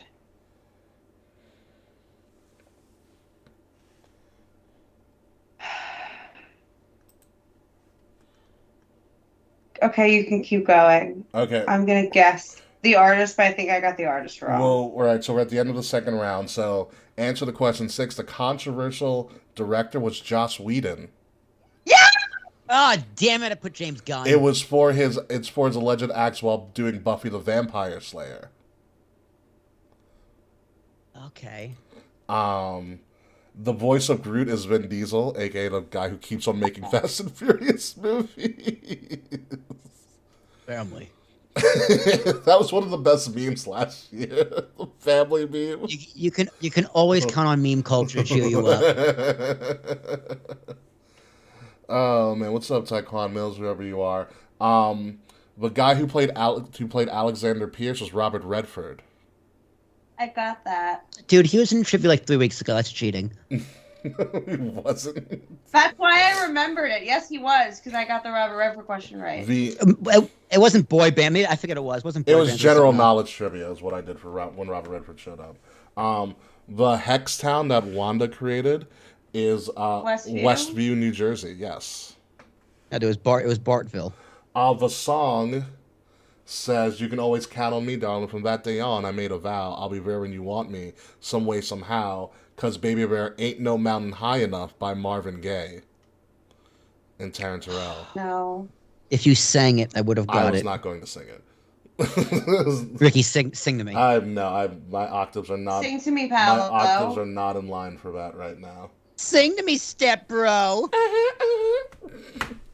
All right, don't do that. Yeah. Okay. I got a 4 out of 5 on that. Not round. bad. I got 1. Good old Vin Diesel. Okay, question 11. What Marvel superhero's alter ego is Donald Blake? Shit. Donald Blake? Donald Blake is his alter ego. Who the fuck is Donald Blake? Dude, he sounds like one of the X-Men. Mm, Oh, the X-Men are not part of MCU. not officially yet. They're coming. Donald Blake. Mm-hmm. You're gonna really upset when you figure out. So this one, I'm gonna read to you guys a line from one of the movies in the MCU, and I need you guys to figure out who the character is. So the line says, "Whatever happens tomorrow, you must promise me one thing. You will stay who you are, not a perfect soldier, but a good man." What? Who says the line? You have to answer who says the line. Yeah, name the character Can you that read says that the line. again? Yeah. Well, the line is, "Whatever happens tomorrow, you must promise me one thing, that you will stay who you are, not a perfect soldier, but a good man." Okay. Good line. It's a good line. Taekwon, whoever you are, you can chime in on this too. You can play along with us. We're doing Marvel trivia real quick. Yeah, help me out, bro. All right, question 13. Joe Russo, director of Avengers Endgame, had his own daughter play Lila Barton, who was the movie daughter of what MCU character? Taekwon, you better be following us after this too if you're going to play along. Who? We usually do wrestling trivia, we usually do wrestling stuff, but we're done with our stuff. Endgame. You missed a hell of an argument. Endgame. So this is after the snap, years later, played a kid. What the hell's his name? Lila Barton had his own daughter play Lila Barton, who was the movie daughter of what MCU character? Who's Jeremy Is that Renner? Hawkeye's? Yeah. I was like, who's Hawkeye's kid. Jeremy Renner? Question 14. What is the name of Thor's axe? Oh, that's a great Oh my question. God, His how do you- axe how do you or his spell hammer? it? The axe. Like the deodorant axe. AXE. Dude, I didn't even know he had an axe. It's clearly an axe. But I thought it was always a hammer. No, there's an axe and a hammer. Oh. Blake Shelton. Wait a minute. No. I'm keeping the Blake thing going. Dude, my first answer, I put Dexter from Dexter's Lab. Are we ready? Wait a minute. Yeah, let's do it. All right, okay, maybe you need some. No, I'm stuck because I know the name of the hammer and I know the name of the axe, but I don't remember which is which. High key. Instead of like low key. No, I know that. Boo, boo, boo. You just that gotta was have to lame. make a guess.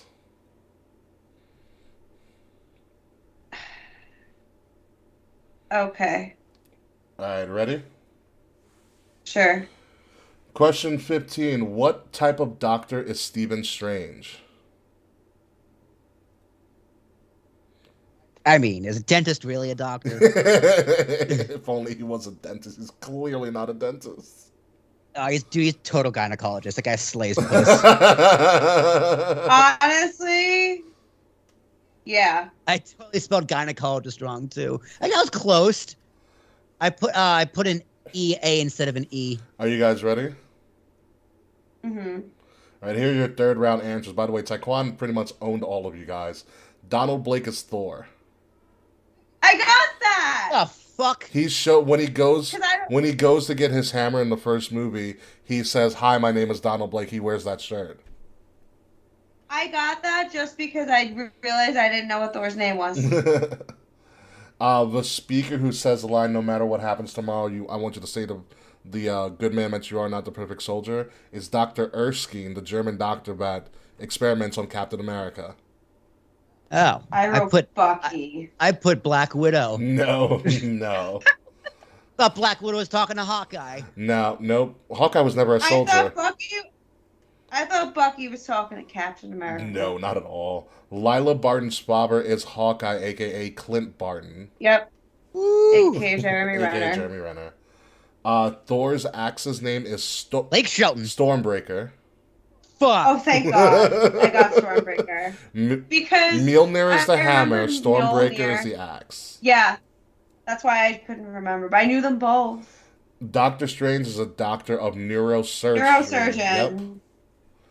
That's close to gynecologist. Essentially, Taekwon, is it Taekwon? You got to tell me how to say your name. I'm guessing it's Taekwon. Got it all right. God bless that man. Yeah. All right, moving on. 2 more rounds. Question 16. This should be an easy one. In what film in the MCU?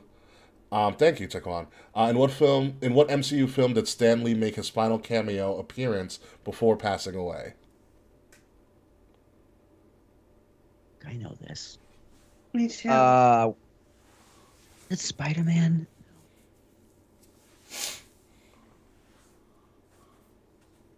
Oh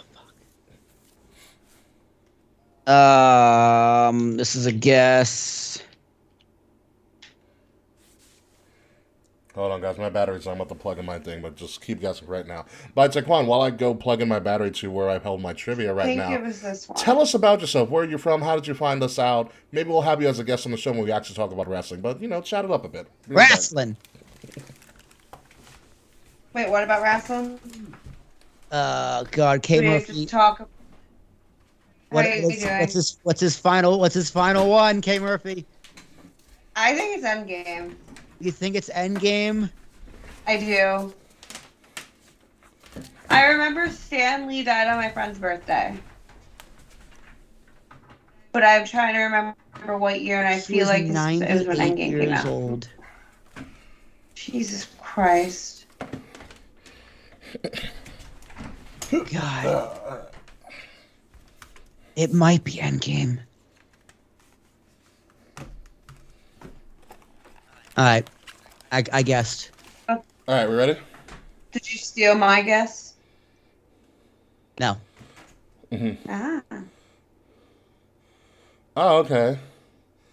He's from Clewiston, Florida. Huge gaming nerd, gaming, comics, wrestlings, TV, anime, cartoons. Haha, I found your channel under the Wrestling Good boy. Shorts tag. Thank you. hopefully you subscribe to us. We also Word. Yeah, so looks like that wrestling Twitch tag works out for us. Thanks. Oh, good. Spread the word around all of Florida. Taekwon, so I appreciate. Tell the Gators too. They're allowed. Yeah, Gators are allowed to follow Give us them as well. AirPods. They'll love it. Yeah. Links, you can find us, Taekwon, if you want to follow us on all of our socials, you can follow us at KOTR_podcast, as you can see in the bottom of the stream below, where we can be found. We also have a Discord and stuff as well. Anywho, question 17. How are Eric Killmonger and T'Challa related? Who's Killmonger? Michael B. Jordan. Oh. Oh, he's so hot. He was damn sexy in that movie. His final line was like great too. I'm not racist. And he dies. No, he said I mean, he said bury me in the ocean like my ancestors. There was something else with it too. How are they related? He has siblings. How else could they be related? Step siblings. All right, question 18. What is the name of the microscopic universe Ant-Man travels to when he goes subatomic? Yeah, I'm not gonna lie, Tath. I'm trusting Taquan with his answers here. Stop cheating off. What did you say? Stop cheating off with Taquan. Answer your own question. Hell no, Jack. Trust Taquan. What was the question? Taquan, let's step to the question real quick. What did you say? I didn't hear the question. The question is, what is the name of the microscopic universe Ant-Man travels to when he goes subatomic? And Will needs to stop cheating off with Taquan. Dude, I can't even read that. Oh, okay, that says quantum. Okay. I got it. Okay. I'm gonna say the Matrix because I didn't actually know that. I had no idea. I never would have guessed that. I would like to point out that I can't read the screen. Okay, Gotta be a full screen. That's fine. So watch on YouTube. Kimber, if you gotta watch on YouTube, come on. yeah, now. be better. All right. This one neither of you are gonna get because I don't think any of you guys are that deep into it. What does SHIELD stand for? Every villain is lemons. Is lemons. Shield. Hang on, let me think of something funny. Serving hamburgers and excellent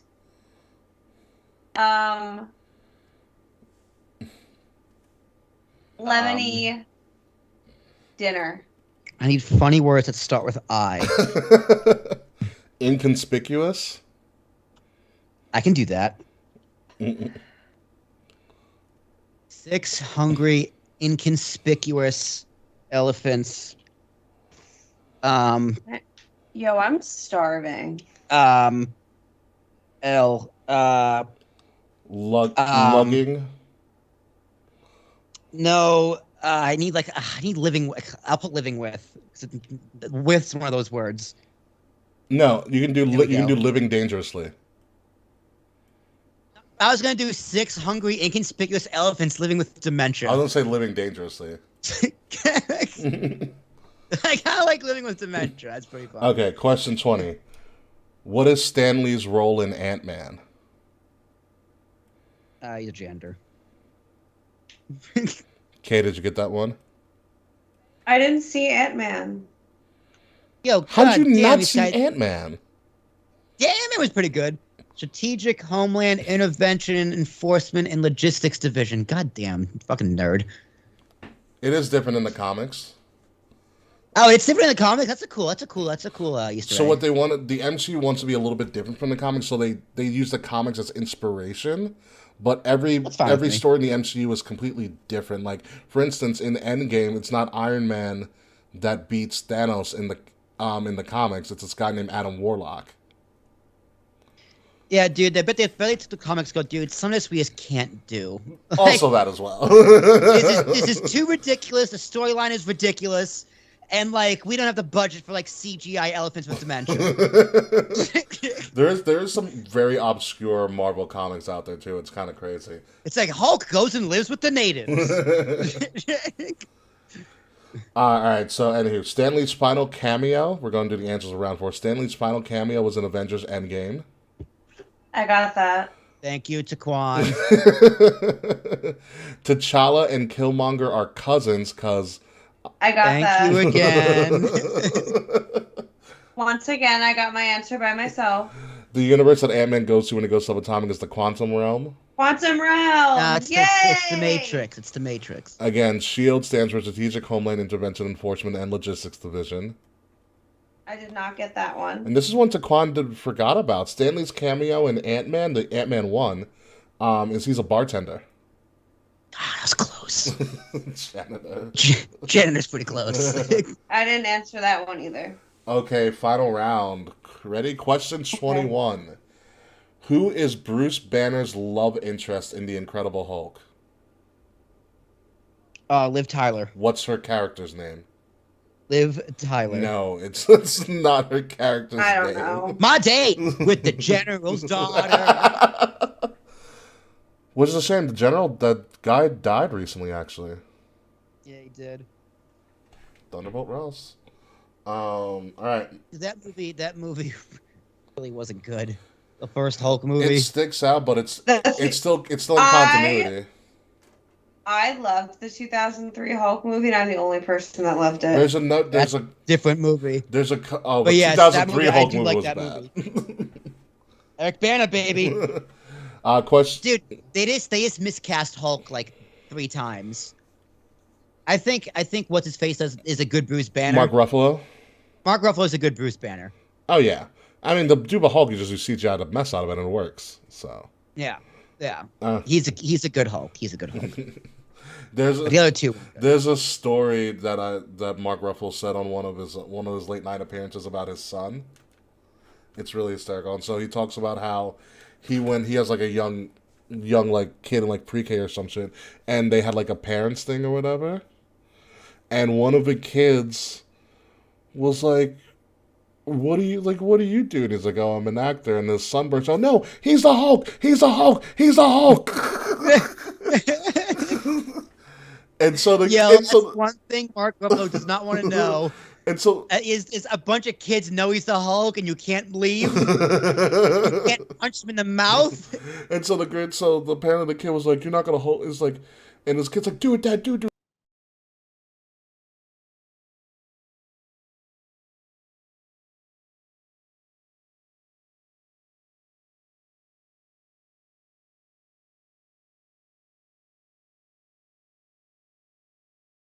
Ricky, I thought I lost y'all. I thought I lost y'all too. I think we just lost Ricky. Oh, there we go. I'm back. Oh no. Oh, we're back. Oh, there back, he is. Back, Hi. There he is. totally messed with my punchline. There we are. Ricky, you still got Yeah, I'm here. All right, cool. So I forget what we were saying. Next question. Yeah, no, I was doing this whole thing about the Hulk and the Cheetle. Oh, the kids? Yeah, so Yeah, the kid what a nightmare. the kid egged him on to turn to the Hulk, so he starts to fake turn to the Hulk, like starts puffing up his cheeks. And when the kid's like, oh my god, no, stop. That's rich. I like Mark Ruffalo, man. He's a good guy. He's a great guy. Hold on, my fucking USB fucked up, but you guys can hear me, right? Yep. Yes. Okay. Here's the next question. In which film in the MCU did we finally learn how Nick Fury lost his eye? In what movie? Yeah, what was the name of the movie where we found out that how Nick Fury lost his eye? Bro, how does this motherfucker not have his own movie?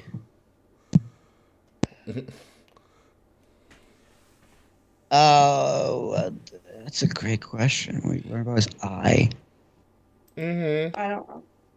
Hang on. It's on the tip of my tongue. It's on the tip of my penis. I'm still here, by the way. What's that movie called? What's the one he's in a lot? Fuck.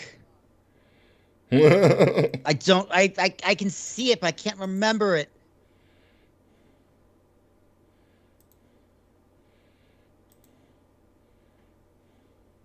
This Spider-Man movie?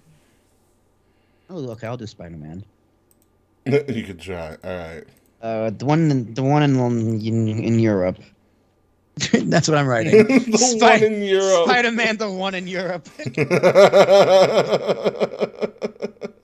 All right, there I am. I'm back again. Sorry about that, guys.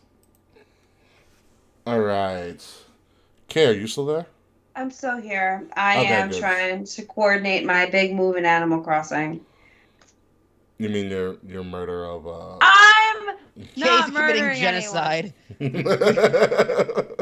I am not. Freckles is gonna come back and live with me again. I'm gonna design a like R.I.P. Freckle shirt and sell it on the show. Freckles is going to be just fine. She's Well, I going think to. you just found a new friend because Saquon says you're a person of culture. Thank you.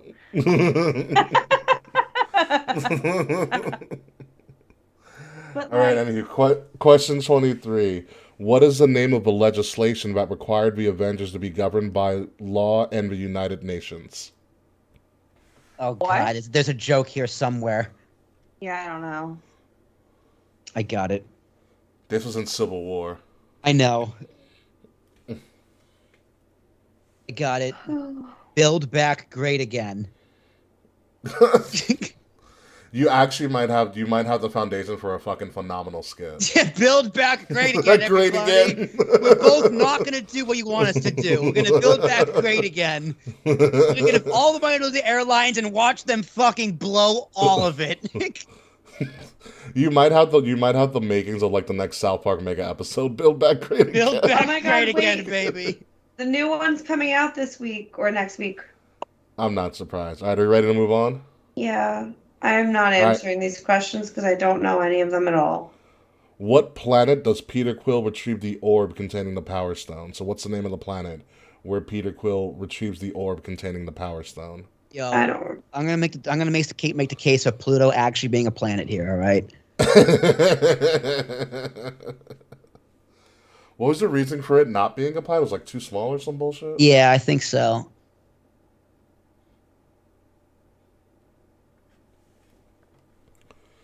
All right, here we go. Final question before the bonus question. What is the full name of Star-Lord in Guardians of the Galaxy? Which one's Star Lord? It's literally the guy from Pratt? the last question. Isn't he the main character? Yeah, he has a real name. Okay. Did you not like to say it like 10 minutes ago? You did. But look, I need the full name. So I'm What do you talking mean first, the middle, full name? first, middle, Middle? and last name. There is a middle name, and it is known in the MCU. Yes. You don't know? Guess your own name. Mm-hmm. What the fuck is his middle name? It's like I a hope it's white like- boy. I hope it's like Ladarius. Did you ever see the Key and Peele segments when they did like the college football names? Dude, I don't know why. I just don't find Key and Peele funny. Really? Dude. I'm not gonna lie, they annoy me. Some of their stuff was kind of drag, but they have a lot of skits that I thought were just like, you guys are fucking ridiculous. Okay, ready for the bonus question? It works just like Double Jeopardy. You're going to wager between 0, 1, 2, or 3 points. 3 points, baby. That's all I got. I don't know why I just typed in 3, but I did. Just as a reminder. Okay. This one's a simple yet difficult one for a lot of people. There are 6 Infinity Stones. Fuck. Name all 6. I hate you. I can't do that. Infinity Stone. Are you gonna put Infinity Stone 1, Infinity Stone 2? I might. Infinity Stone. The Life Stone. The Taxes Stone. Taxes Stone. The Fret Stone. The Kidney Stone. That's nuts. That one's no joke. You want me to tell what life for a life, bro? Bro, the Kidney Stone. My infected kitty does not appreciate that. Bro, I had a kidney stone. It's terrible. I've never had kidney stones. You're lucky. I never had one, but I've heard horror stories. Same. Wait, Okay, are we the ready? Infinity Stone isn't actually one of them? No. God damn it. Neither is the Life Nicole- Stone. The Life Stone is not one of them. I You're had to close. Google it, dude. I was like, I can't do The this Death anymore. Stone. There is no Death Stone. Oh. Well, I According to didn't legend, answer this question, so I wagered according to nothing. legend, the Infinity Stones are the stones that granted life across the entire universe and spawned the universe. Oh, so these are like literally the what makes a life. Essentially. Oh, hey, Wade's here finally after we've been here for 3 hours. Is how you Hi, define a Wade. life? Hi, Wade. Wade, you better send in some questions for episode 300. Like I said, we are doing anything and we're talking about everything, anything you wanted to know. We're gonna spill all that tea. Wade. Yeah, So wait, give me wait. some Go questions. go back an hour. We played a great game of Is It Racist? No. All right. So here are your answers. Bruce Banner's love interest in the Incredible Hulk was by Liv Tyler, but her name in the movie is Betty Ross. My date. That's really her name was Betty Ross. Yes, it's Betty Ross. That's wow. With the general's daughter. The film where we find out how Nick Fury lost his eye was Captain Marvel. Nah, dude, it was Spider-Man in Europe. I didn't No, it see was that. Captain Marvel. Was that Far From Home? That was Far From Home, yes. Yeah.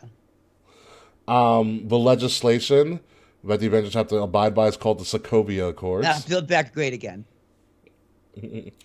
The planet where Peter Quill finds the Power Stone is Morag. Excuse me? And What did you call me? Should I be offended?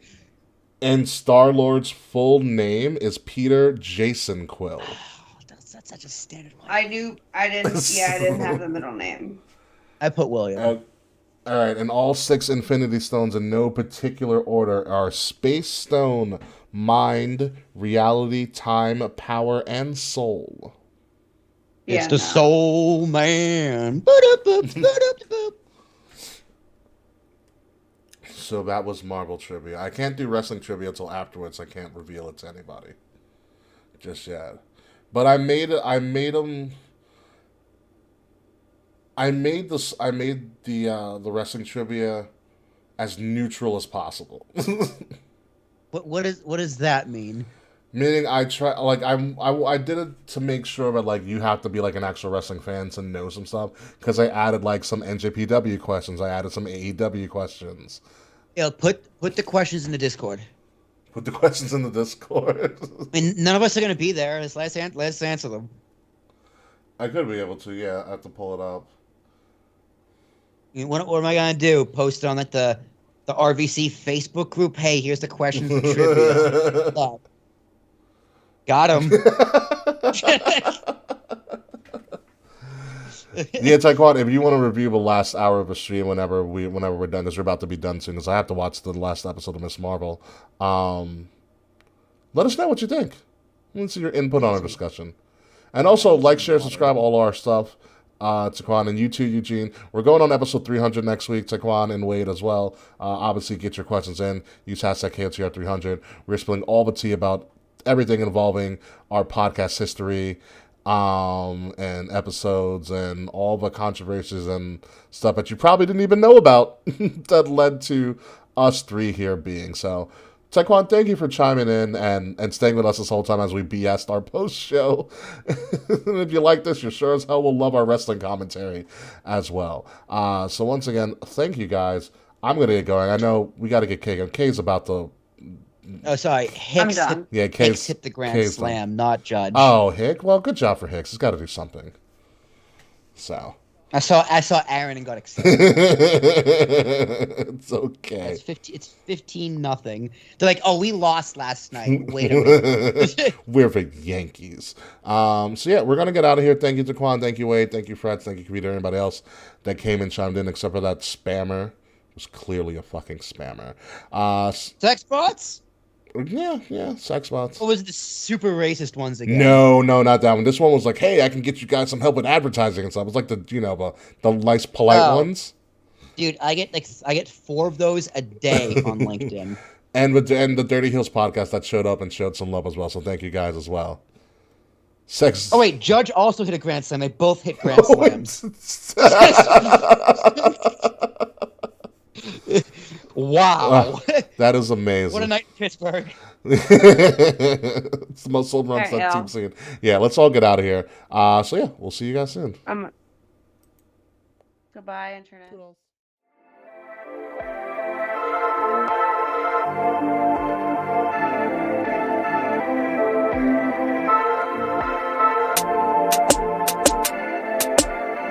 Midnight music.